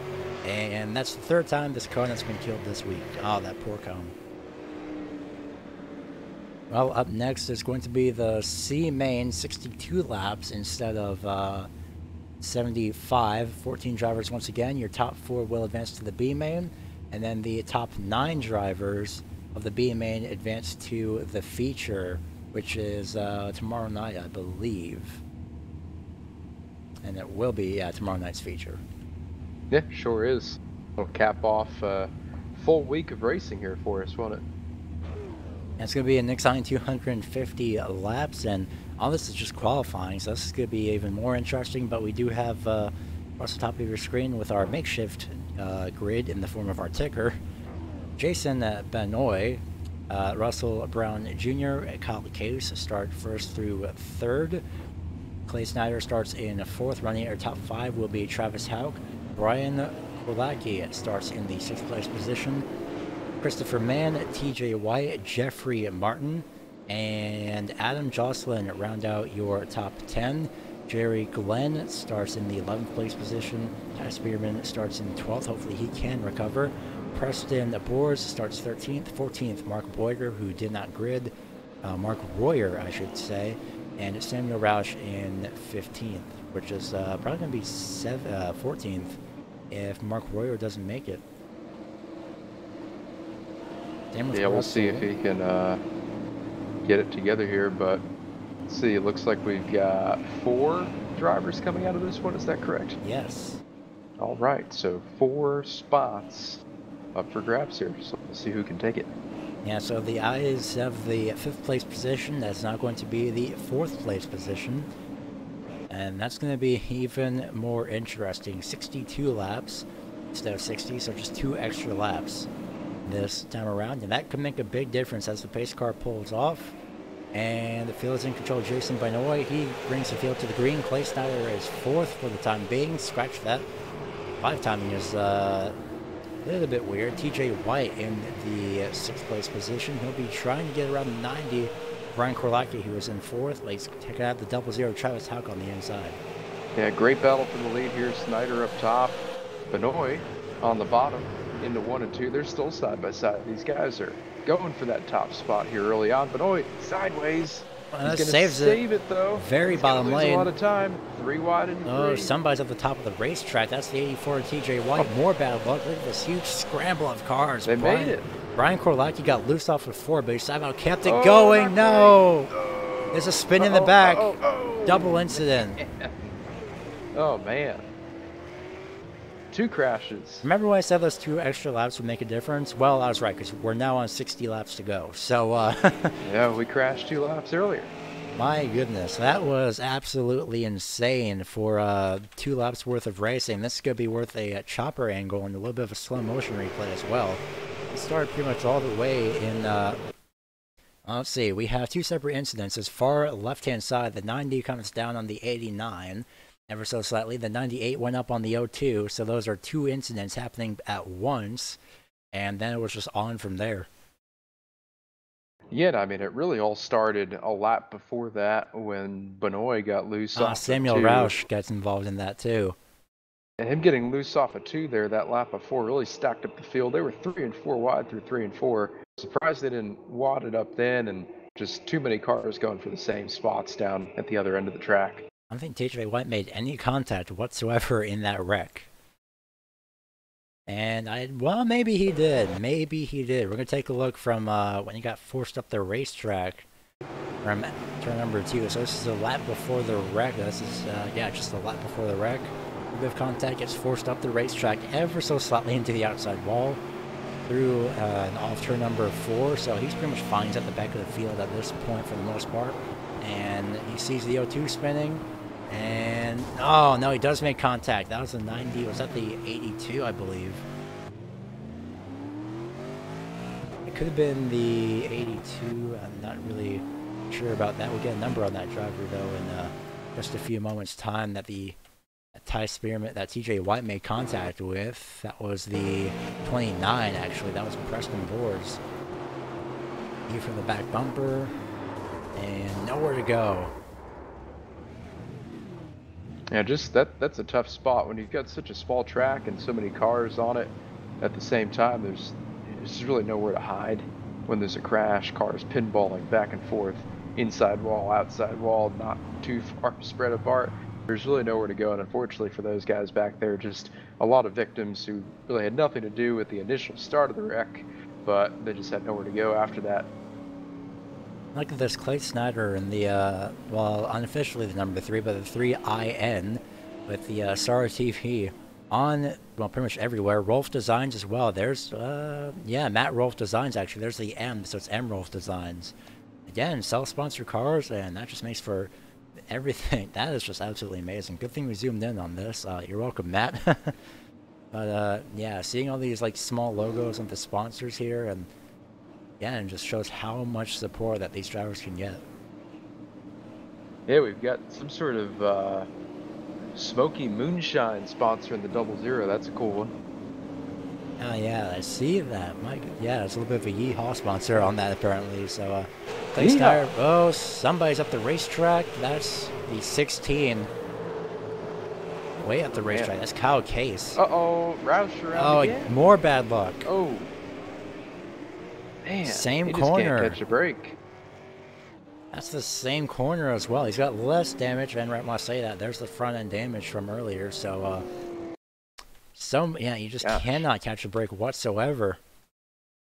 Yeah, he kind of got booted there from the 92 Spearman. They checked up and just turned him around. Okay. But like you said, this time no damage, so that's good. Yeah, we're taking a look at the replay, and I think from what happened with the 16 of Case, he got maybe missed a gear shift or started in a lower gear. 29 gets a piece of that as well, and the accordion effect. But again, worse off is the 13 of Samuel Roush.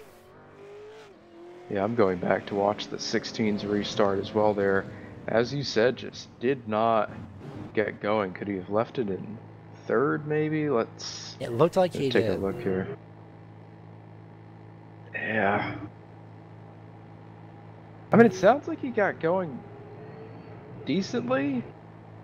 I can't tell from the engine pitch. I mean, it sounded like he was in second, but just did not go. Crazy. I will say, though, because of that wreck there, he gained quite a few spots back, so that did work out for him. It could have been worse, but I think he'll restart maybe 7th or 8th here. Let's see. Yeah, 8th place for the 16th. 2nd to 8th in 1 lap. Yeah, so not too terrible, but also not too great either. Again, top 4 advance. And right when I said that out loud, I almost realized that was not the top 5. So 62 laps for both of these races. And we're going to be ending off with the Wakefield's top 11 dash for 25 laps. The top 8 from all the top 8 from the main qualifying run that we had earlier tonight will be in that, along with 3 of the qualifying race winners as well. So one of these guys in this race could make their way into that fun run that we have. Sounds like fun. Yeah, it is $10 to win as well. So tonight's $50 total, but tomorrow night everything is on the line. And by everything, well, let's go with about, oh, I don't know, $1,145. My goodness. Wow. Yeah, that is a lot to win. So if that isn't pressure, I don't know what is. But green flag is out. Didn't get going on the top side is Travis Howard. They didn't do as bad as Case, but still just, I don't know, cars are not taking off on the top side. Yeah, it started to become reminiscent of Atlanta from Jeff Gordon's experience there. He just couldn't get going, so it could be the top side isn't really rubbered in, or they're just not getting it, maybe spinning their tires as well. But right now, Alan Jocelyn, don't scratch that. Travis Houck is in 4th. He's in line to currently advance, but Ty Spearman wants to get back into at least the top 4 now. He wants a piece of this. Oh, a little contact off the 400. That's into the side of the 29. Yeah, I saw that just in the background. Almost got turned, and the 07 and Jeffrey Martin coming up from 7th. On the back bumper is the 84 TJ White. He's trying to make his way back up after some bad luck earlier. Yeah, TJ got shoved out of the groove there earlier on before that major incident, down to 1 and 2, but he's coming back. Well, he's in 7th. He needs 3 more spots if he's going to make it in. Spinner in the back into 3, hard contact into the outside wall. It's the 02 of Christopher Mann. Heavy impact and heavy damage, especially on the front side of that vehicle. So we'll see what happened, and may have just called it a little bit too early. Oh no, you got That's another weird wreck. You got really loose off of the back straightaway. Yeah. It's more of a in-car look there. It looked like he really never got the rears hooked up off the corner, Gary, and he just took the wheel spin up into the straightaway and then just couldn't hold on to it. We're going to find out. This is the lap coming to that incident. We'll take a listen to the engine here.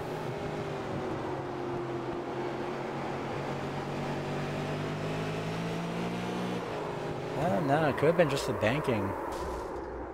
Not too hard into the outside wall, but it could have been the banking that was the cause of that, because I saw that change, and I believe I should have a gyro cam somewhere to the inside of this. And we do. So let's see how bumpy this was. Well, not that much, but that was just a lot. You could see him on the very left-hand side. If you did notice the steering wheel just barely over there, that could have been something else. Maybe just a little bit too much gas on the exit, but unfortunately, just some bad luck again. It seems to be the story for tonight, just bad luck. Yeah, a lot of bad luck, and you know, sometimes you make your own luck, but unfortunately right there, just not a whole lot he could do. Spinning out on the straightaway, I'm sure that car must not have been driving well before that, though, for it to be that edgy. He's had a handful all night, I could only assume. Yeah, completely and insanely on the edges of that vehicle of that 02, so hopefully he'll be able to recover that and somehow make his way up to the top 4, but with that damage that he has now, I mean, it doesn't seem like he'll be able to make it, unfortunately, but that's just something that that can change completely as the lights are out and we're getting ready to go back green. And the SARA TV, Brian Clausen, Matt Rolfe Designs sponsored Chevrolet Super Late Model. Clay Snyder brings the field to the green and catches pretty much everybody off guard. Ty Spearman is under attack with Preston Boers on the inside. He sure is, and that's going to be for the final transfer spot right there. Boers edges ahead into 3. Still side by side, though, with Spearman. They're catching the back of Glenn, though, in front of them. That's the 98 car. made his way around finally and looks to the inside. As Adam Jocelyn turns Clay Snyder. Oh, no. Huge accident. Oh, no. Many drivers involved and somehow getting through. Man. And Samuel Roush is involved again. Ah, guys. Man. We can't wreck out of the lead when you're transferring into the next race. That's, man. Well, that happened from absolutely out of nowhere. This is worth a blimp view instead of a chopper camera. So many drivers got in, and yeah, just too much throttle by the 98. I believe he also got turned, but what was that? 1, 2, 3, 4, 5, 6, 7 cars. 8 cars, I believe. 14 got some type of damage from that. Yeah, Snyder just got turned around by the 61 there. I thought the 61 of Jocelyn was going to get through, and then Glenn came and jacked him up and spun him out. So nothing really anybody could do right there beside not run into the back of Snyder to start that thing. But again, we saw earlier, it's easy to jack people up. I'm sure Jocelyn had no intentions of spinning him out. I'm sure he just wanted to just give him a little bumper, but the bumpers aren't lining up, and that's causing these cars to get jacked up and spun up extremely easily. So that's unfortunate, though. That's a lot of good cars relegated to the back of the pack. And Ty Spearman also involved as well, and we saw from the front, from the onboard of the A9, Jason Benoit, somehow he managed to avoid the wreck, and we saw the 92 coming from out of absolutely nowhere. And in driver's perspective, you can't really see to the side of you. I mean, you could, but realistically, not really. So somehow, if he's actually that A9 should be lucky he waited just ever so slightly. So now the entire top 4 is essentially pretty much changed, save for Preston Boards, who's in the top 4 still. But now it's Jerry Glenn, Preston Boards, Jeffrey Martin, and Travis Houck in the top 4. Kyle Case in 5th, and there's Clay Snyder's be up front end of the Chevrolet Super Late model that he's running tonight. There's going to be some work to be done for some of these guys now, and they've got damage too. Pretty much have to feel this damage now. But now we've got some guys who weren't in contention at all, really, that are up here. Well, I mean, they were in contention, but they weren't in. You've got the 07. You've got the 00 back into it. You've got Boers, who seemingly went from 5th to 2nd. So some guys have some opportunities to make some things happen right here. Let's see if they can capitalize. Yeah, we'll find out. The lights on the pace car are false. I'm getting a false trigger here on in terms of ATVO, showing a green flag. Of course, the pace car is still out on the track. So maybe we had a delayed caution. Gonna check this out, and we did not. So that's just a false positive over on the line of our overlay. So change that back to yellow. Thank goodness I have that manually set. So everything is fine. Of course, lights on the pace car are still on. So a little bit of technical issues on the side of the racetrack. So I guess they pulled the NASCAR, and instead of throwing the caution lights on, they accidentally showed the green flag. Yeah. Hey, and it happens. That's fine. It does happen. Just keep it rolling. Just keep it rolling. Yeah, just as long as the pace car's out on the track, do not pull a Days of Thunder and try to hit the pace car. That's all you have to do, and you really can't, thankfully. Yeah, so I miss the days. I think it was NASCAR 2002 when the pace car is solid. Just 2002. Yeah. That was awesome. Pace car ripping through the field, cars flying everywhere. Coca-Cola Speedway, the fantasy track. Hey, Throwback Thursday, solid pace car. Let's do it tomorrow. Maybe that could become a thing, maybe not, but green flag goes back out, and ATVO is not throwing it, so we'll throw it manually in just a few moments' time, but green flag back out, and Clay Snyder barely hanging on to 5th, but that's not the position, as now Preston Boards gets forced down to the 3rd place position. Yeah, looks like he's back up to 2nd now, 29 back up to 2nd. That's Boers, Martin in 3rd, and then Travis rounds out our top 4. As you said before, Gary, Snyder, even with that damage, he's not too far behind in 5th. And somehow, Samuel Roush, P6, good job, even with the damage. And apologies for that. Apparently we had a little bit of delay on my end in terms of everything, but Preston Boards currently 2nd, so from what we were watching, apparently Preston Boards has gotten back around the 07, so apologies for that. That's what the problem was, so not sure how that managed to happen, but We are back fully live, and everything should be up to date. So apparently that issue was through my end of being delayed. Well, that's okay. We're all good here. We still have some good racing going on. Snyder up the track, Roush to the bottom, and Roush, you know what? I think he's hungry. He might make it, actually. He's had a rough few days, and I think he's ready to have something good happen. He's 3 car lengths off the back of the double zero, closing fast. So we'll see what he can do here.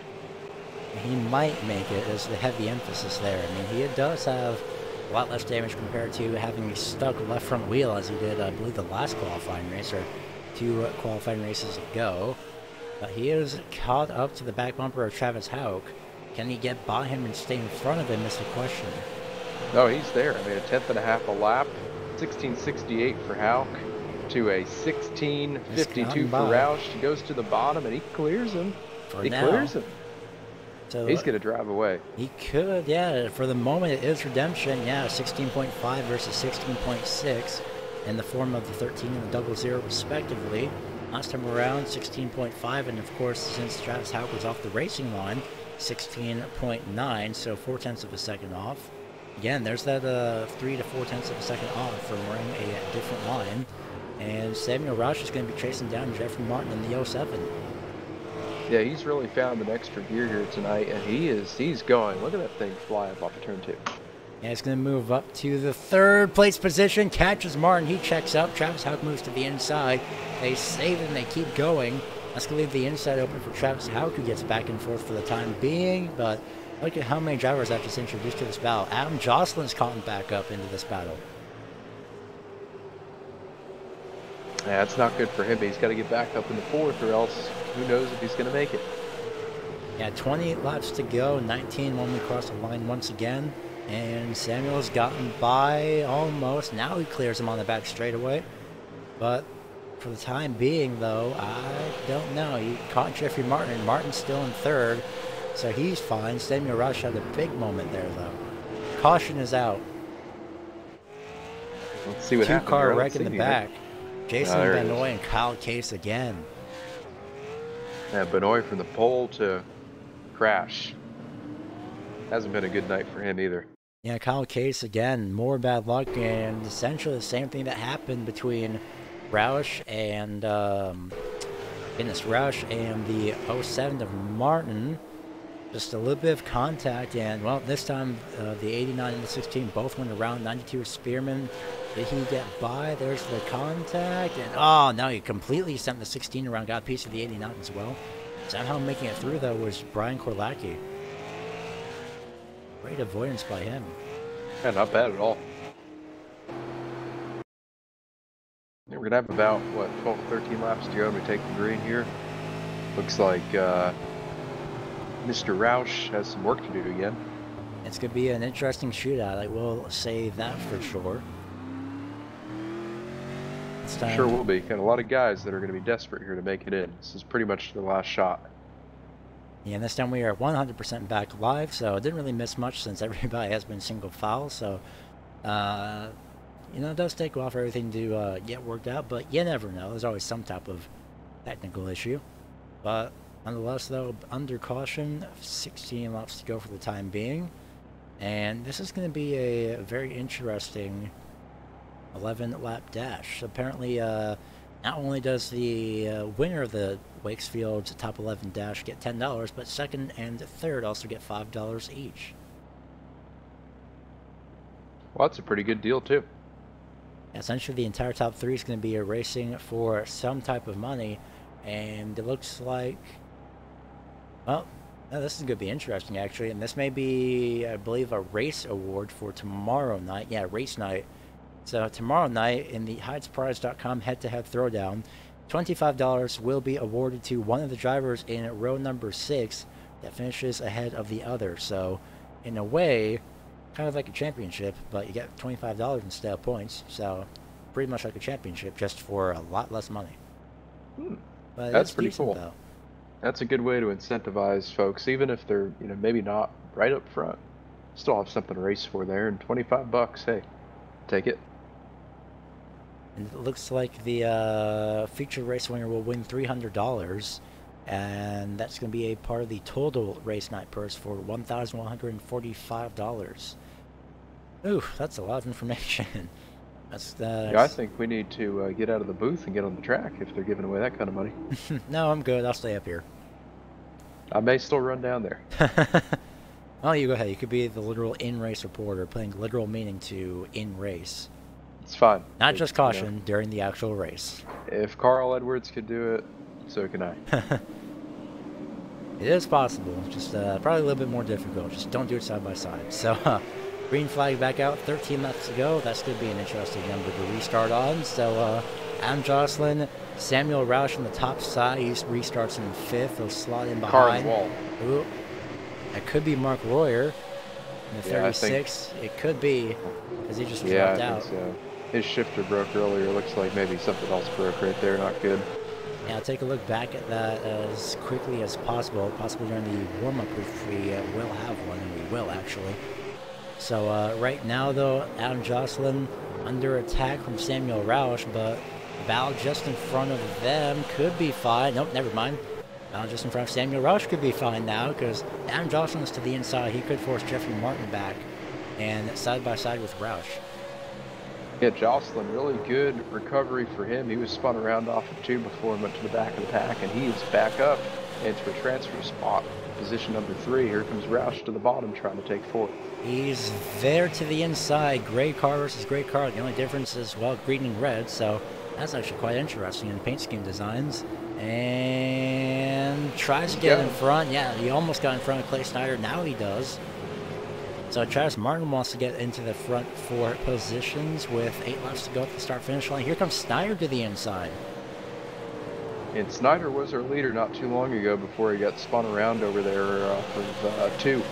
So Jocelyn and Snyder making good comebacks here after that incident, but while Jocelyn's in, Snyder still has some work to do. He's 2 spots out.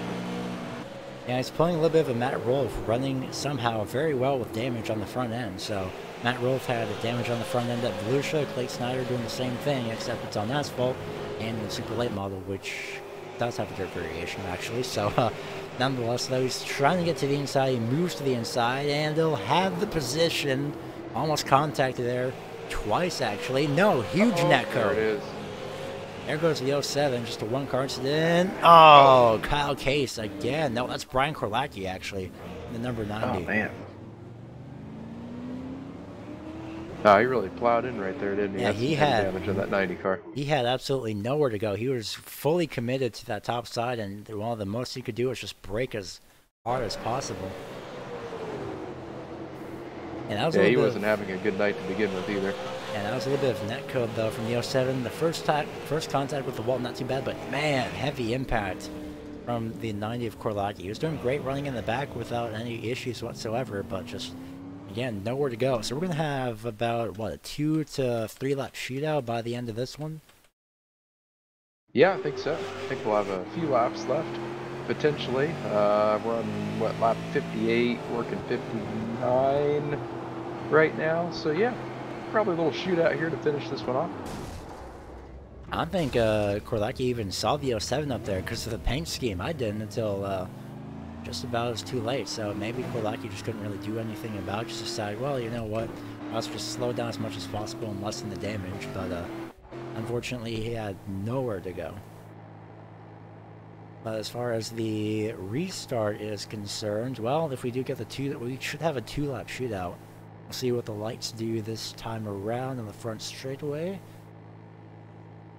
Moment of truth shows lights will remain on. So this could be a 1-lap shootout. Well, potentially. No one really cares about the winner of this race because we already know that they're going to be in. So all eyes are on the 13 of Samuel Roush now. And Roush, yeah, I gotta say, I'm kind of pulling for him. He's gone through a lot this week, and tonight he's gone through a lot too. And that's not to say that Snyder hasn't. He has, but Roush spun around 2, maybe 3 times, damage, out of the first qualifier. You know, he's done a good job getting back up there. I'll give him that. He's not quit, and it's taken a lot, but he's there. And the lights will actually remain on. So Samuel Roush doesn't even have to worry about going back to the green without any issues. So he will actually advance. So we already have our top 4 right here.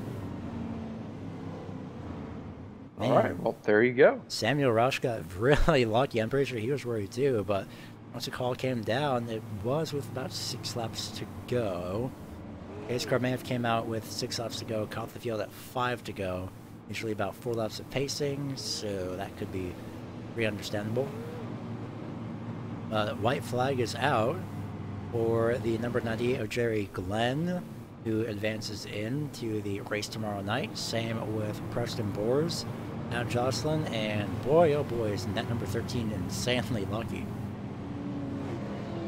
Which So is Glenn, good job for Glenn. He's representing the HD Motorsports YouTube channel there, and proudly, may we add. He's going to take home the victory here. Not going to have a great starting spot for tomorrow night's feature, but hey, he's in, so that's all that matters.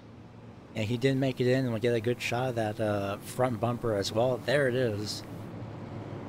As he comes across the start-finish line, he'll advance, along with Preston Bors, Adam Jocelyn, and Samuel Roush, who, ironically, Samuel Roush is driving an unlucky number in the form of the number 13, and there's the 4th time that pit exit cone has been killed tonight. So close. And I think we could be skipping, unless it's a consolation race, double checking over here on my end. No, B-main, actually. My goodness, I forgot about that. So, never mind about that. Sammy Roush isn't too lucky just yet. He has one more chance. Oh boy.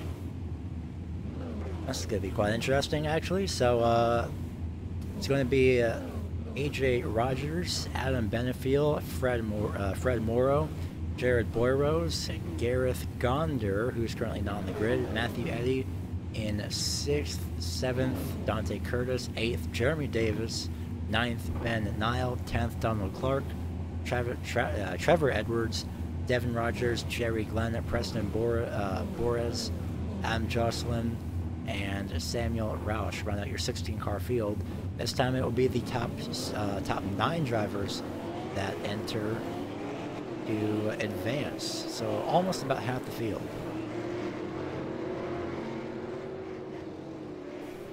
Yeah, so 9 cars here, like you said, about half the field, so plenty of opportunity to make it in. This is like the last chance of all last chances here for these guys. Especially for the top 4 that are starting on the last 4 positions of this row, so instead of 12, and it's actually 16, so Jerry Glenn, Preston Bores, Adam Jocelyn, Samuel Roush starting dead last, but he just has to get to 9th place, and he will be A-okay. Question is, can he get to 9th place? He got to 4th the last time around, so I don't see why not. Yeah, I think he can definitely get there. Plenty of time here, 62 laps. We saw just how crazy and unpredictable this stuff was with the last race here, so 62 laps, a lot can happen. Again, those 2 extra laps can make a big difference. Green flag is out, 62 laps underway. And side by side for what's going to be the 9th place position, I believe. Yep, Jeremy Davis moves to the inside of the 09 of Ben Nile. Sorry, the 09 of Jeremy Davis on the top side as Ben Nile's on the inside of the 72. Side by side, still going on strong, and everyone's fine for the time being. Yeah, they sure are single file through the top 4 right now. The battle is on for 5th. Matthew Eddy in that 88 lurking back there in the 7th spot. Some good cars back here. Trevor Edwards, he ran into problems in his qualifier, so expect him to get to the front here. But again, plenty of opportunity with 9 advancing, so these guys can not rest easy, obviously, but they don't have to push quite as hard with that many transfers open. Yeah, with only 9 positions open, well, you can pretty much just relax for the most part. Samuel Roush already made his way up to 14th for the time being, slow and steady though. Making sure his moves are actually calculated. Ooh, a little bit of contact it seems between the 32 and the 72. Through turn number 4, but yeah, a little bit more as well. Trying to show the bumpers, Trevor Edwards to Ben Nile. He wants to move himself up 1 more position to 8th. Yeah, there he is, an 8th will do. 8th is quite fine. We need 9th. So get there at 8th. Don't do anything crazy. Just bring it home. But if you're Jeremy Davis at 11th, Donald Clark in 9th, you've got to go. 61 of Jocelyn is back there as well. So you've got some guys that really need to make something happen here late in the going. And to answer a question from a chat over on YouTube, hi JD, and yes, it is Michael Conti, and apparently Michael, he wants you to give him an autographed hero card. Is that JD Laird? Yep. Oh, that's JD. JD and I go way back. I've seen him a few times as well. He paints some pretty killer cars. That's He painted the 40 car. That 40 car, man, that thing is awesome. It's got a turkey on the back bumper. Never seen anything like it, but somehow JD made a turkey work in a race car. So hats off to him. Good job, JD. He could probably make anything work. He's one of the many painters over on iRacing for Trading Paint. So it's a great job along with many other people. So actually, no, we got a correction. Top 4 advance instead of top 9. Oh. Unless it's well, top. That changes things. Yeah, that's weird because on iRacing's end it shows top 9, so maybe it's top 9 to the end of the race tonight, but probably top 4 for the main event itself tomorrow night. So that would make sense. Makes sense. Yeah, because we've got guys like Glenn in here and Roush, you know, guys that have already secured their positions, so maybe their spots are taken out of the play here, and that makes 4. I don't know. No caution. I'm not a short track guy. Crash in front. Uh-oh. Oh, man. My goodness. A little contact. A lot of contact between all these drivers, and somehow everyone is still able to drive away, unless you're Dante Curtis, who unfortunately just took a tow back to pit road. JD Laird says, rise of the turkey. Oh, man. This guy, he is amazing. But yeah, Curtis makes contact with Gareth Gonder, and oh, nowhere to go with Matthew Eddy. He just decided to go up the racetrack. Somebody flew right in. That was a 25 of Devin Rogers. And judging by those skid marks, I believe he got a piece of that outside wall. And yep, he did. Man, heavy impact on the right front. So essentially a 4-car incident. Yeah, and that's going to hurt their chances. Yeah, these cars, we've seen that they can take some decent damage. Again, not to the extent of the Tour Mod or the Dirt Street Stock, obviously, but some heavy contact right there. But what I was looking at was the 29 car, Jeremy Davis in the 09. Some of those guys kind of got into it after the fact, but some light contact there, I'm sure they'll be okay. Yeah, hopefully they will be. And Moles, yeah, hopefully we can get a confirmation. Derek, he's definitely listening into this because he just let us know that the top 4 advance. Hey, Derek, if we could get a confirmation that the 4 winners from the C main are into the main event. I'm going to double check that on my actual thing as well. Here somewhere into the B main. Top 4 advance into the race, so it's just on iRacing's end. All right, never mind. Okay. It's okay. Yeah, that makes sense. So it's just over on iRacing's end where it's incorrect. So top 4 will advance. So it's Rogers, Benfield, Fred Morrow, and Jared Boyro is currently in that top 4. And Jimmy Wallace joining in. Haven't seen you in a while, Jimmy, but I've seen you around. And he says turkeys are worth half a tenth. And JD just said, are they now? Well, we have to ask the question, if the turkey is worth half a tenth, how does Jimmy find another half a tenth? Because that's when he was beaten by for the pole. So do we need 2 turkeys? 2 turkeys. That was a low blow there. That was clever, though. I will say that. No, those are good guys. Jimmy Moles, JD Laird, good guys. Well-known people here starting to join in. Jimmy, need more turkeys. I do not disagree. It is November after all. Green flag back out, and we should have a turkey shoot event. That would be quite interesting as well. But right now, side by side, let's just say the driver for fun in 4th place gets a free turkey. How about that? Great, awesome. So I hope you're paying for it. Those things aren't cheap. What? No. I mean, the league can. Hey, there we go. You never know. The race winner could use that for the $300 for tomorrow night. That could be a thing. You could share it throughout everybody. That'd be a big turkey. It would. It could work out, though. Race for the lead, race for 4th. And looks like Trevor Edwards gets by for 4th place, so that means AJ Rogers, somehow retains that 1st place position after being under attack by Adam Benefield, but Adam Jocelyn, he could be the favorite to it. Samuel Rush is back up here in 7th once again. Oh my goodness. I feel like JD may have put in like very small turkeys onto that paint scheme of Samuel Rush. He went from 16th to 7th in the form of almost 20 laps at this point. Oh, Yeah. 61. Hang on a minute, buddy. There you go. He got way loose off turn number 2 it. there, but he saved it though. Sure did. It was a good save, too. These things aren't really easy to save either from what it's looked like tonight. So good on him, but he's still on the bottom here, pinched tight off of 2. Better exit that time, but he's really stacked up the field behind him. Yeah, side by side, Roush not where he wants to be right there. Contact on the lower end between the 29 and the 18. They still managed to keep going forward, and somehow everybody's still managing to keep it at, well, not really single file, but they're managing to keep it clean. That works out. Yeah, they sure are. That's Donald Clark there in the 18 car. He's trying to make a pass on Boleros right there. He's got a very interesting line, Clark does. He really cuts off the entry, hooks the apron with his left side tires, and rolls the center well. Gives up a little bit on exit, battle for the lead up front. Benefiel around Rogers, he'll take the top spot. And here comes Edwards, he's going to go for third. Edwards, yeah, he's going to make his move for third as there's still a battle pretty much behind. Roush 72 around in the back.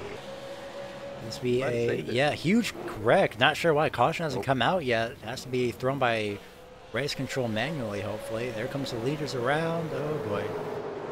Yeah, they're good. They're good. I mean, it's really separated the pack. But yeah, Ben just got loose off of there. And again, didn't have enough room to gather it up. And just saw it out of the corner of my eye. What do we have going on up front? Lap car. Benefiel, lap car, slow car. Edwards in the bottom. That's her position. Oh boy. Oh, this is a mess up here, but they're still in one piece. That is the 98. Well, he'll move to the top side, double cross from both of those drivers to get to different lanes. Great job for both of them to not wreck and everybody else involved. Yep. Here comes Jocelyn. He's going to throw it in. It's going to be 3 wide almost. Just has enough room. 98's trying to get out of the way up top, but oh nope. They made it. At 98 is Jerry Glenn, so yeah, he's doing an amazing job staying up on the top side after, I believe the only reason he could be back here is because he avoided the wreck. That's what I can think of at the least, but right now, Samuel Roush still 7th, kind of pulling for him. AJ Rogers and Adam Jocelyn battling for 3rd place at the moment. And Edwards is all over Benefiel right now. I think Edwards has the fastest car out of this B main group, but that's not going to do it loose. Big time loose into 1. He'll give up the spot to Rogers, and here comes Jocelyn on the bottom. Adam Benefiel is in the 1st place position. Rogers in 2nd, 3rd place Jocelyn. 4th is Edwards on the top side in that 32, and could be falling back a little bit more because here comes the 18 of Donald Clark to the inside, ever so slightly. Now have to cut off that inside lane for that 32 to get to 4th, and he's gotten to the inside for now. Yes, he has, and Edwards gets to the bottom. Oh! Behind him, Clark, Moreau, into each other. Smoke flies. Roush tries to capitalize. He'll throw it into the 3. Clark overdrives the entry. He slides up the track, gathers it up, and he'll still maintain the position off the 4. And somehow Roush is still making his way up the field. Oh my goodness.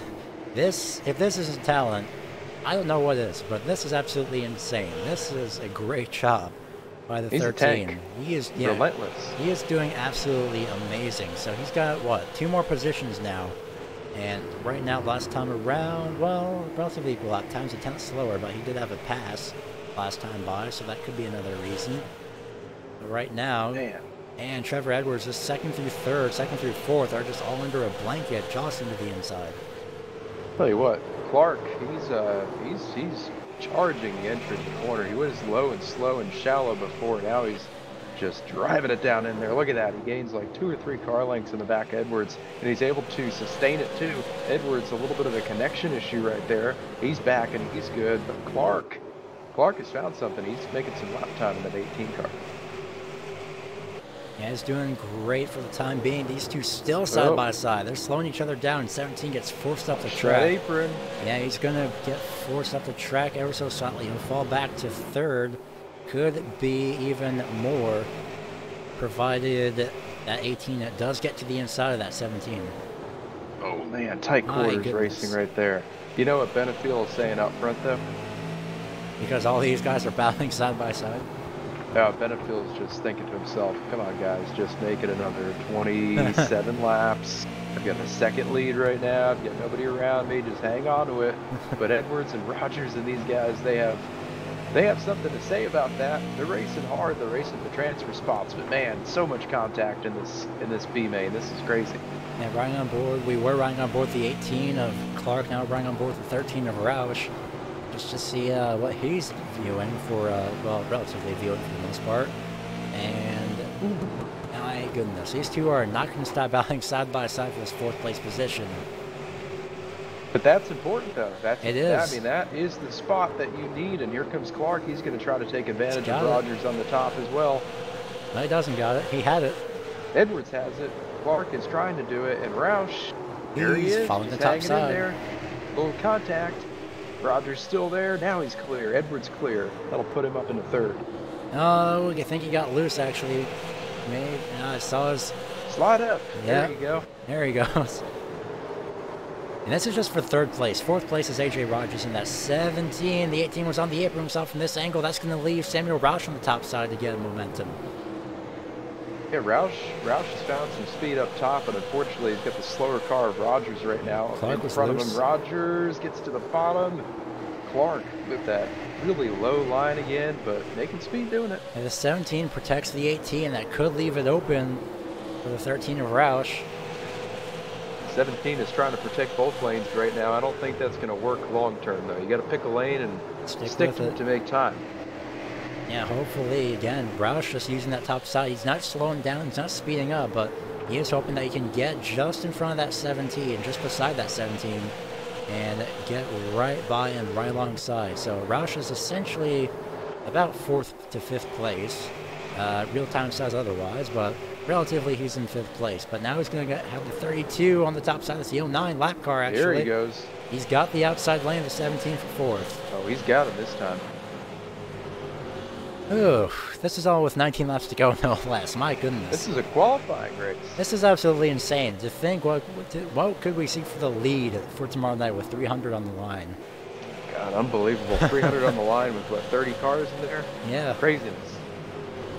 Samuel Roush could take to the low side if he wants to. I was about to say that, but now he can't. He's got the advantage, though.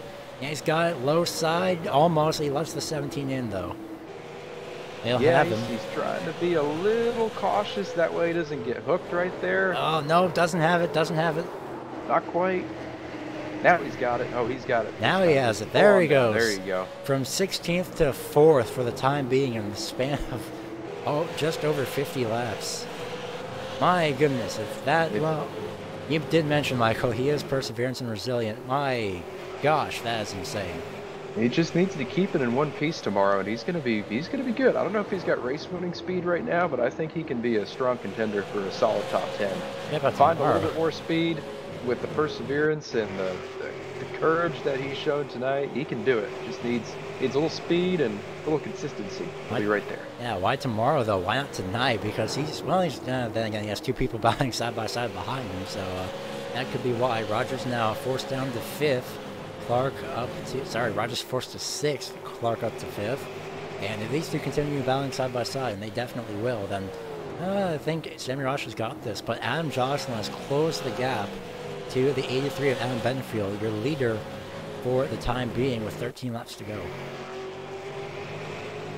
Yeah, and he's got a decent lead, but it shrunk. It really shrunk when he got into that lap traffic after we had that problem down in 1 and 2. It really shrunk his lead, and now 61 car, Jocelyn, he's moving in. That was a 1671 for Jocelyn, 1677 for Benefield, so about a half a tenth difference. Jocelyn's coming to the 61. He's going to have about 11 laps when we come to the start-finish here to make it happen. Yeah, he's closing that gap ever so slightly, 0.3 seconds now even, as that's going to slowly update as they go across the timing loops every few parts of the racetrack, and it's fluctuating between 0.3 and 0.33 seconds. There's the 0.26 seconds. It's very, very close there. You can see the lap time difference, about almost a full tenth faster as Adam Jocelyn. Yeah, he's coming. It's going to be one thing to catch him and another thing to pass him. I think if he can get to the right rear of the 83 and pinch him to the bottom, that's going to be the way to go. But I think Benefield's a smart racer. He's going to know that, and he's going to protect. That 61 definitely has more pace than the 83 right now. There's no questioning that. It's just, can he pass him, and really, does he need to pass him? I'm pretty sure he'd want to pass him too, just to get that one extra position. I mean, what kind of a race. I mean, we saw it again with the Roval at Charlotte. Jimmy Johnson didn't lay back for second place. He went for the lead. So, yeah, of course. And what happened? Yeah, but then again, I mean, if he laid back, and I did see a comment at one point, if he laid back throughout his entire career, he may have not gotten 7 championships. So, in a way, now Jocelyn would be a little bit, not really, I don't know, but I wouldn't be surprised if Jocelyn did try and go for the lead. So we'll find out what happens here in the final 6 laps. Yeah, I'd expect him to go for the lead too. The thing that I don't want him to do is do anything crazy to where it jeopardizes, you know, his run in this race or the 83's run. You know, don't take each other out trying to get a spot. It really doesn't count for much more than maybe 1 spot in the main right now. So be smart, go for it, but don't do anything crazy. And that is true. Just try and find the opening lane as quickly as possible. This lap traffic could help out Jocelyn. He doesn't go all the way up to the outside part of the wall on the back straightaway, which is something I noticed. So he's got a little bit of a disadvantage, though, here entering the corner, but he will be fine. Matthew Eddy on the top side, getting lapped, unfortunately. So a lot of bad luck for the 88, but unfortunately it's all going to come to an end tonight. But definitely will be there watching this race in interest, just like everybody else will. 4 laps to go, and Jocelyn, well, 3 laps to go actually, and Jocelyn still taking his time to catch up to that 83. Yeah, just one more slow car to work by here for Benefiel and Jocelyn. He moves up to the top. Good on him right there. And Jocelyn gets by clean too. 2 to go. At 2 more laps, and Jocelyn has a lot of track in front of him. Aside from Benefiel directly in front of him, but aside from that, he's got all the room in the world to make some type of an attempt. The question is, can he do it? Well, equal lap times last time around, maybe not. Yeah, it's going to be tough. White flag here. Oh, Roush around. Oh, no. Roush around. He's going to fall back. Man. Oh. Coming off of 4 here, Benefiel's going to take the win. Jocelyn second, third, Edwards fourth is Donald Clark. And Roush, we didn't catch that, but we will pull up a replay of that. Oh, man. So close. Not sure what happened there, but we will find out as well, warm-up is now underway. Maybe not. For the race, I believe. Yeah, warm-up is now underway, so we have about 5 minutes. So we'll see what happened here to Jocelyn, or Roush rather. Clark on the back bumper. He's 25 to the outside, and too low of an entry. An accidental bump and run from the AT, and that's gonna, I think we can tell that as controversial position advancing. I mean, of course the 29 did not want to, the 18 did not want to do that on purpose.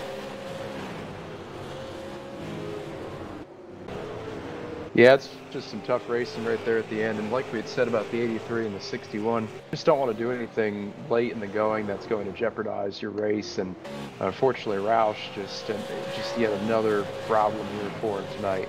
But luckily, I think he guaranteed his spot in the race in the last qualifier. Correct me if I'm wrong. So hopefully he's okay.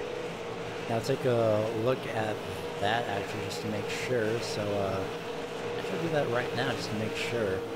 So sorry for the loss of picture, but we'll see if we can find the 13. There we go. He finished 12th, so I think he's fully 100% out actually, because the C main was the advance to the B main, and nothing about the race. So unfortunately, Sandy Mirage may be 100% out.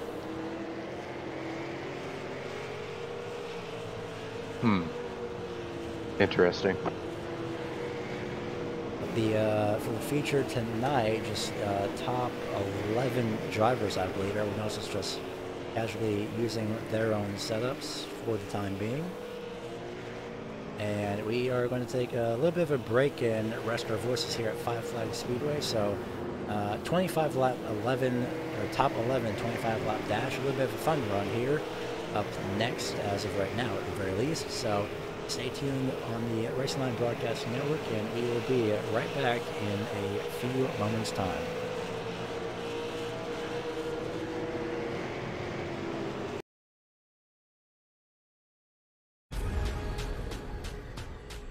The most realistic online racing sim ever made. This is iRacing.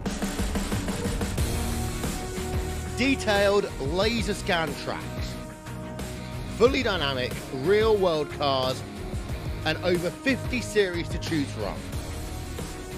6 online world championships offering over $100,000 in annual prizes. This is the original esport racing game. This is iRacing.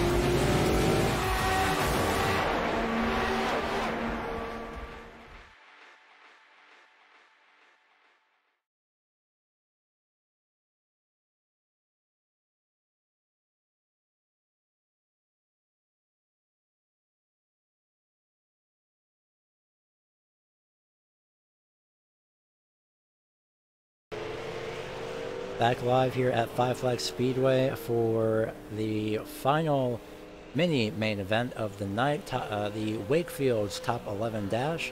25 laps total, where 11 drivers with the top 8 from the regular qualifying, and then the 3 qualifying race winners. So we have Medeiros.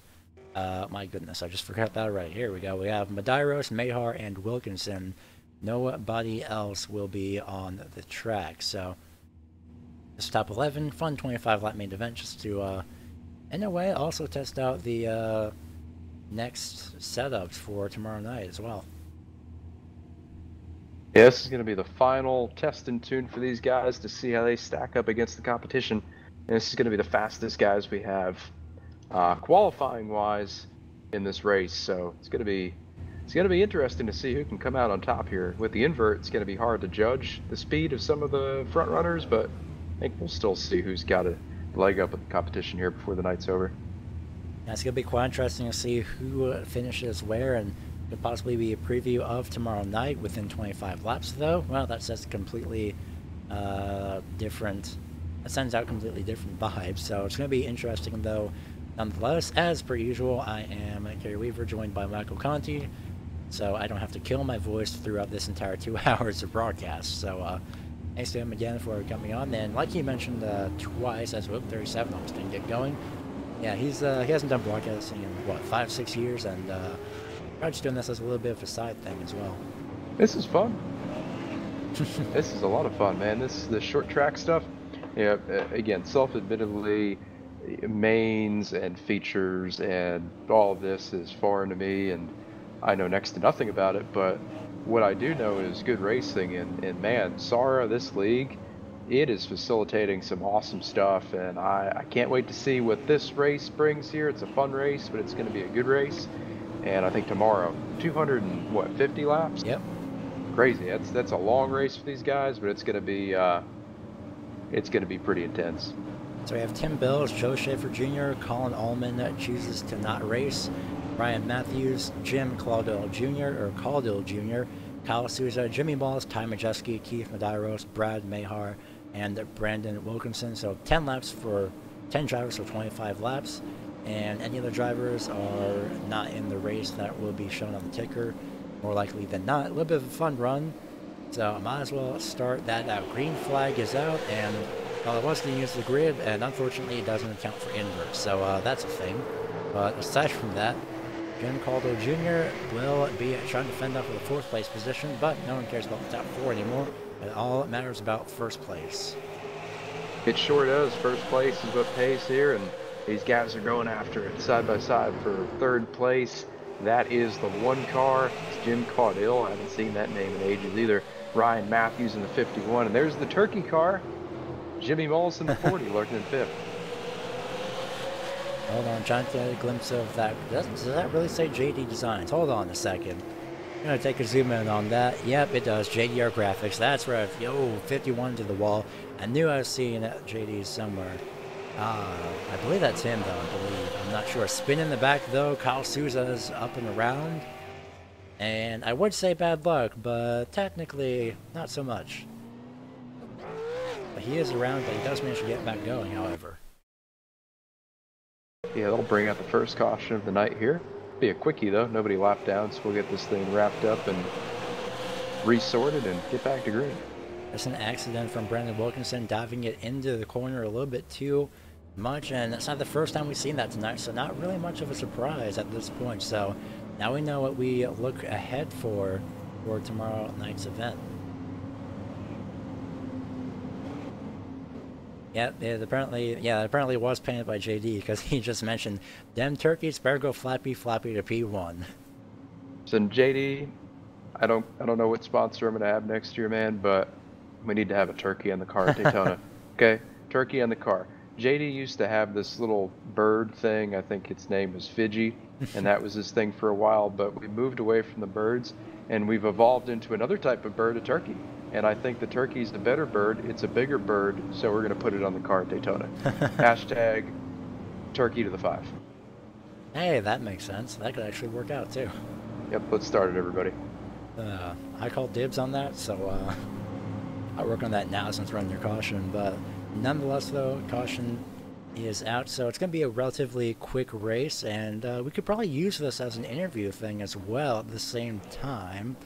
I say probably because, well, Jared Boyros is not in the race, at least this race, I should say. And I'm going to double check on my session standings if I can, and I don't think I can, so filter, see if we can do something about that, and where Boyros ended up.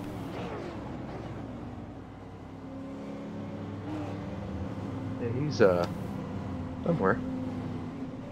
He's somewhere. Not sure where he finished, but he's somewhere. Let's see. Nope, definitely not that one at all. So if I could sort out standings through here, I apparently cannot. That's through car number sorting, apparently. That's good to know.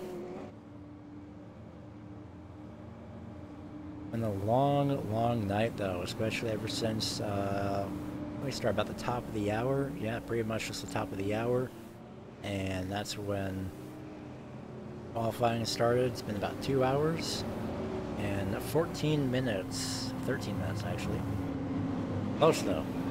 But basically lights are out, and we're going to end this on a very fun note here, as Tim Bill is just going to try and bring the field to the green. Yeah, here we go. Mr. Bills, he had a good showing in the street stock the other night, so see if he can finish this one off. Green is out. Not going to pull up the ticker since, well, that's in a way irrelevant. But side by side, 10 drivers all battling for the first place position just to get bragging rights, and not seeing anything on the line for this one aside from a little bit of a air testing session with other people on the track, so that does work. Side by side though for second place, Joe Schaefer Jr. versus Jim Caldwell Jr. So in a way, Caldwell Jr. versus Schaefer Jr. Which one is better? Well, at the moment, none of them, because they're equal. Ah. Did you mean they're both junior, or the cars were both equally side by side? Yes. Thank you. In a way, that, yeah, I was actually referring to the car side by side, but yeah, now that you bring up junior, that does work as well. Unfortunately, Jimmy Mullis is not a junior, but he's right there too. Who's that? Is that Ty Majeski back there? He was way out of shape in the off the 91. He got some damage to that right front too. But he's okay. He's going to keep going. We saw him overcome adversity in the Tour Modified race last night. He came back to win after getting an end-of-line penalty after I think he got into Rolf. So yeah, if anybody could do it, he can. But this is a short one, and he's not really in a great position right now. But Mullis, Caudill, and Schaefer are still going at it for P2. Going from 18th to 1st, and yet throughout all of this, we're totally not going to ignore Tim Bills, who was just casually pulling away from all this. About a second separating him between everybody else. About 0.7 seconds to be more specific. But no one is side by side anymore for second place, so that may be changing. Mullis slowly starts to work his way up to third, almost into the side of Schaefer Jr., but he's keeping his distance. 10 laps to go.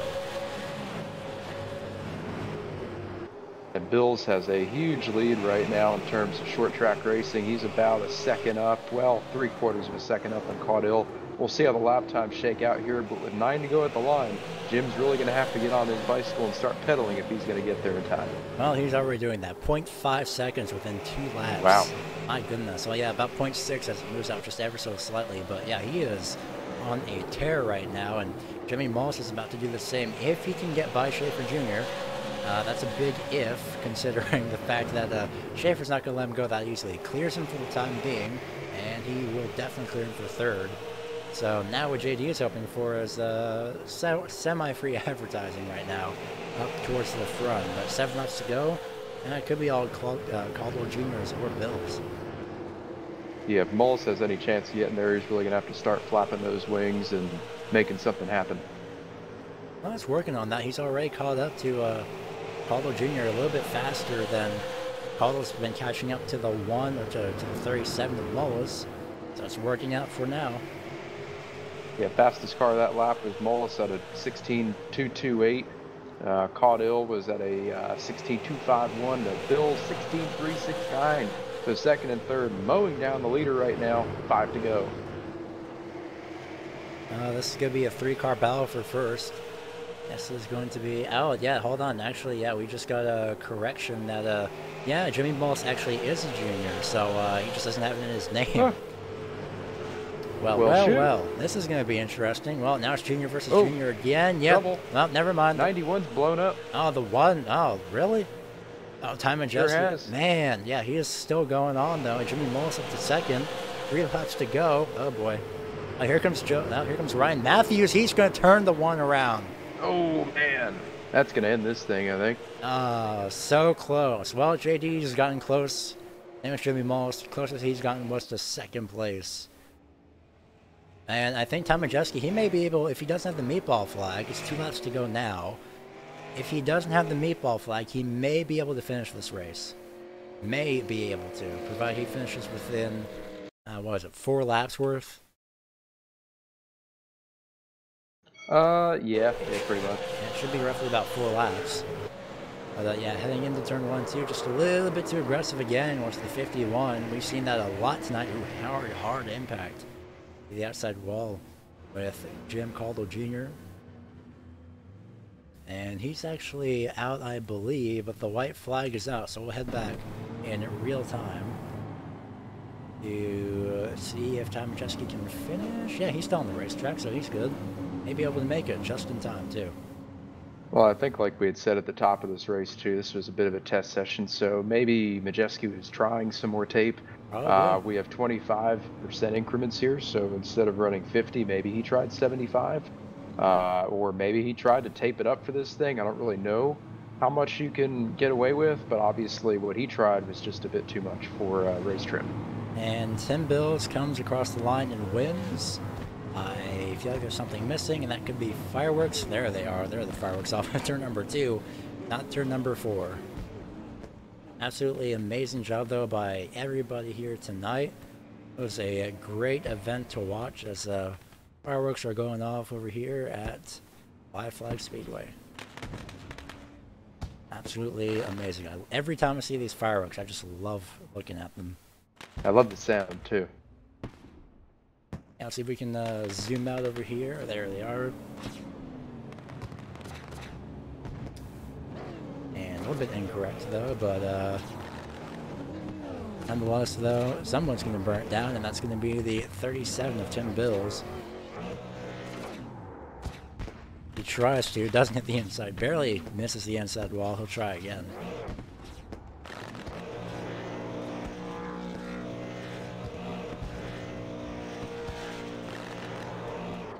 No, then he hit the outside. He hit the inside wall. He was doing so well. Oh, hit it again. Oh, twice. I think he's trying to pass tech inspection. You know how that goes. You never. Yeah, he's spinning in one direction, and he's getting the rear end housing aligned. Something he thinks this is a bit suspicious, but nah, there's no way. Who's the chief technical inspector of this league? I don't know, but I mean, I don't think anybody would do that. No, there's no way they would do that. Shenanigans. But yeah, your final 10 drivers: Tim Bills, Jimmy Mullis, Ryan Matthews, Joe Schaefer Jr., Brad Mayhar, Keith Medeiros, Brendan Wilkinson, Kyle Souza, Ty Majeski, and Jim Caldwell. Goodness, I can't even say that. Caldwell Jr. And we are almost done with the broadcast, although you are welcome, Jordan, for joining in on this. We're going to see if we can get Matt Rolfe in here for a quick interview for the just an overview of what to expect for tomorrow night. No, Tim Bills is also going to join in too. Well, what do you know? I was also going to get Matt in here as well. Nice. I'll start with Tim Bills in just a few moments' time, unfortunately. And you know what? We'll go with Tim Bills, and we're good. Well, we'll ask him about the tech inspection thing. So let's see if he has this here. Tim Bills, do you have a copy on this? Yeah, I got you. Well, congratulations on surviving 25 laps up in the front. And as far as that burnout goes, well, congratulations. It was absolutely amazing. And were you trying to pass tech inspection by chance?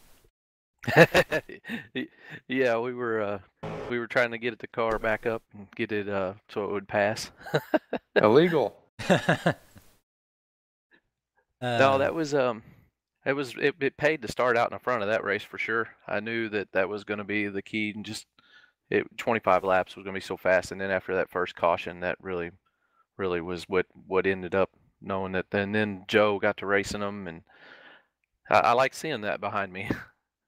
And I just realized as well, I just now noticed the main sponsor on the front of your hood. That is very fitting as well. So H and H will definitely be pretty happy to see their vehicle in a victory lane for tonight. It's also being interviewed. So congratulations again. And of course, again, just a cheap plug here as 15% off over on hhsignsupply.com. SARA 15, SARA 15 for 15% off. And aside from that, that was absolutely amazing. For what do you expect for tomorrow night, though, for that race? Because that's going to be quite interesting. It's going to be. I think the cars. I don't know what the car's going to do. I think the car's going to have to be better than I was there, but I think track's going to tighten up as the night goes on, and your cars are just going to have to start them off free, and just survive. I think it's going to be a long race, and hopefully the guys can realize, we got a long way to go, and not try to win it all on the first lap. And it's going to be, again, just a very exciting race, and we know what to look out for as well for tomorrow night's event. So before we go ahead and let you go, who do you like to thank for your first place finish here tonight? Yeah, of course. I got to thank my sponsor there, H&H Sign Supply, and all the guys over at Wheeling and Dealing Motorsports. We've been working pretty hard trying to come up with something here, and I think we're maybe on to getting a little better. We haven't had the best of year, but all of us are really staying after it. And got to thank Justin Brooks Designs for the paint. We are going to go ahead and let you go. Congratulations again on your win here tonight. Yeah, I appreciate it. Hopefully we'll talk to you again tomorrow night. No, we hopefully will. Definitely during a caution if you are available or open for that. Yeah, sure, anytime. That was Tim Bills, and Michael Conti is standing by with Jimmy Mullis. I've got Jimmy Mullis here, fellow Peak driver, fellow Chaos Crew driver from this year's Peak Series. Jimmy, You were in the turkey car tonight. You made it to second place. Tell us about your 25 lapper here. Well, I can tell you that I wish it was a couple laps longer. Um, yeah, the car was fast, you know. When they were doing the heat races and stuff, I jumped out and went and took a bunch of fuel out of the race set for tomorrow night and just made it super loose in comparison to what I'll be in tomorrow. And it almost worked out. You know, I mean, second's still really good starting spot for tomorrow night, and I'm pretty excited about tomorrow. I think we've got a really good piece, me, Cottle, and Cameron Hamilton. Been working on it all week, so pretty excited to see how it runs. Yeah, qualifying times were really close tonight. You missed pole by a couple hundredths, but the whole top 8 pretty much was separated by about a tenth or so. Looking at the competition and looking at the times, who do you think your biggest threat is going to be tomorrow night? I think anytime you come on here and are in a race with Majeski, he's going to be the biggest threat. So obviously, you know, looking at him, looking at my teammate Jim, teammate Cam, Matthews will be fast, Allman, Schaefer, Tim Bills. I mean, there's too many cars to really, you know, just name certain people. There's a lot of people that, you know, have a shot at it tomorrow night, and it'll be interesting. I think it'll put on a good show for the broadcast and everything, and hopefully I come out on top. Well, we hope so too. You had a really good run tonight, and we had a blast watching you. Beside the one and only JD Laird, who else makes it happen for you? Yeah, as you said, JD Laird with JDR Graphics. Obviously, this paint scheme tonight looked really, really nice. Hashtag Rise of the Turkeys on it and everything. Also have some new logos on the side with Sherwin-Williams paints and I Buy Power PC. Hopefully, going to try to, you know, build a relationship with them and see if something can't happen in the future, maybe for peak next year. And always got to thank my teammates at Lockdown Racing for everything they do to help me. And, you know, you guys for doing the broadcast, and Matt and everybody at SARA for putting this show on and doing everything they do for their league. It's always a blast. Well, we thank you as well. Really good job again tonight. For those watching at home, that's Jimmy Mullis. He finished second on the evening. He'll be starting up front tomorrow, so look out for that 40. And we wish you the best. Thank you, buddy. All right, that is Jimmy Mullis. Gary, have you caught up with anybody? Yeah, we're going to end the night off with the, oh, wait, hold on a second. Nope, not Ryan Matthews. Okay, everyone keeps drawing in. Oh, my goodness. Well, we're going to bring in Matt Rolfe here, the league owner, right? I know you're an admin. Just, it's been fun, though. So, what are your expectations for tomorrow night? Yeah, league owner, admin, all the above. Hopefully, I was hoping to be a driver tonight too, but my computer crashed before the night started, so I got to sit out and watch everything though. So I kind of got to witness everything that went down tonight. Watch the broadcast to be able to see everything. Saw a lot of good racing up front in each of the qualifying races. A lot of tight racing for the transfer spots and stuff like that. A lot of guys that were coming and going throughout the runs. The C&B mains were maybe had a few too many cautions in them, but that allowed some guys to start it out back to work their way forward and added some extra excitement. So these shorter races here on qualifying night are a lot different than what you'll see tomorrow night, only because guys had to run a little bit different setups tonight for the shorter races, take out fuel, and it changes the whole balance of the car. So we'll see what happens tomorrow. It's a long race, 250 laps. Last couple of years, it's been a lot of good racing, a lot of green flag laps. And the track really moves around, gets really rubbered up. So the race will, or the track will really change throughout the night, and it could play a big effect on the racing all night. And a lot of those guys that are starting up front, they're going to probably be up there all race long. So it's going to be a good battle up there. It's going to be very exciting to watch. So we're going to go ahead and let you go do your own thing. And thanks for giving us the time to talk to you. Yeah, thank you guys for doing the broadcast. Well, night almost over, and I say almost because here's Ryan Matthews. Oh my goodness! Yeah, I knew he was going to be here eventually. So, Ryan Matthews, you got us? Yeah, I got you. Well, you pulled off a third place finish, so congratulations on that. You pretty much locked yourself in already since because of the top 8 inversion. Just gonna double check on where you started. But aside from that, though, absolutely, yeah, you started fourth. So yeah, you'll definitely be fine for tomorrow night. A little bit of a beat up car though, unfortunately, but you did manage to bring home your vehicle to a third place finish. Yeah, man. While the heats were going on and all that, I was working on a 25 lap setup to see if I could finish up front, and I did that. But we had a little bit of contact towards the beginning. I was pinching Jim Caudillo down, and I just screwed over myself, hit the wall, and then that last lap, I just a racing incident with a little bit of net code. I didn't touch him, but there's a couple inches in between, and just sucks. Yeah, it is pretty disappointing for that to happen, but hopefully we'll be able to redeem yourself. And did you ever? Are you still working on that race setup, or are you expecting a little bit something different for tomorrow night in terms of track temperature and track wear? I think I've been working on the race setup for a couple weeks now, 2 weeks. Spent a lot of hours on it, so I think we got a pretty good setup for a long run for a 250 lap race. I think we'll be good. Well, before we go ahead and let you go, anyone that you'd like to give a shout out to for your third place finish here? Yeah, I'd like to thank LeDuc Matthews Racing, all my sponsors, S&M Auto Service, Mechanicsville Paint and Body, Denise Matthews Real Estate, Pendleton Forest Products, and Midwest Power Source. Well, we are going to go ahead and let you go. We hope to talk to you again tomorrow night. So good luck for tomorrow night, and we hope to see you then. Thanks, man. I appreciate it. Well, Michael, that was a very fun-filled night, and we already have the field essentially set for tomorrow night's race, and my goodness, it's going to be absolutely exciting. It sure is. It's going to be a lot to keep up with. That's a long race, and we've been saying all week that these races have been long for the disciplines that we've seen.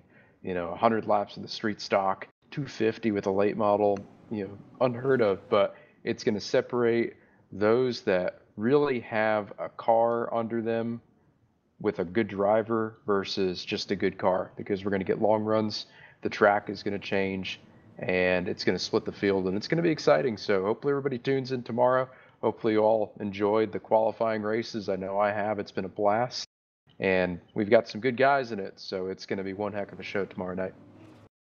And it's going to be absolutely exciting to see what comes of tomorrow night. And as we take a look at the fireworks in slow motion, my goodness, they still look beautiful. Something about the fireworks here that I just absolutely love to see. But of course, as we sign off, as Michael said, tomorrow night, same time as per usual.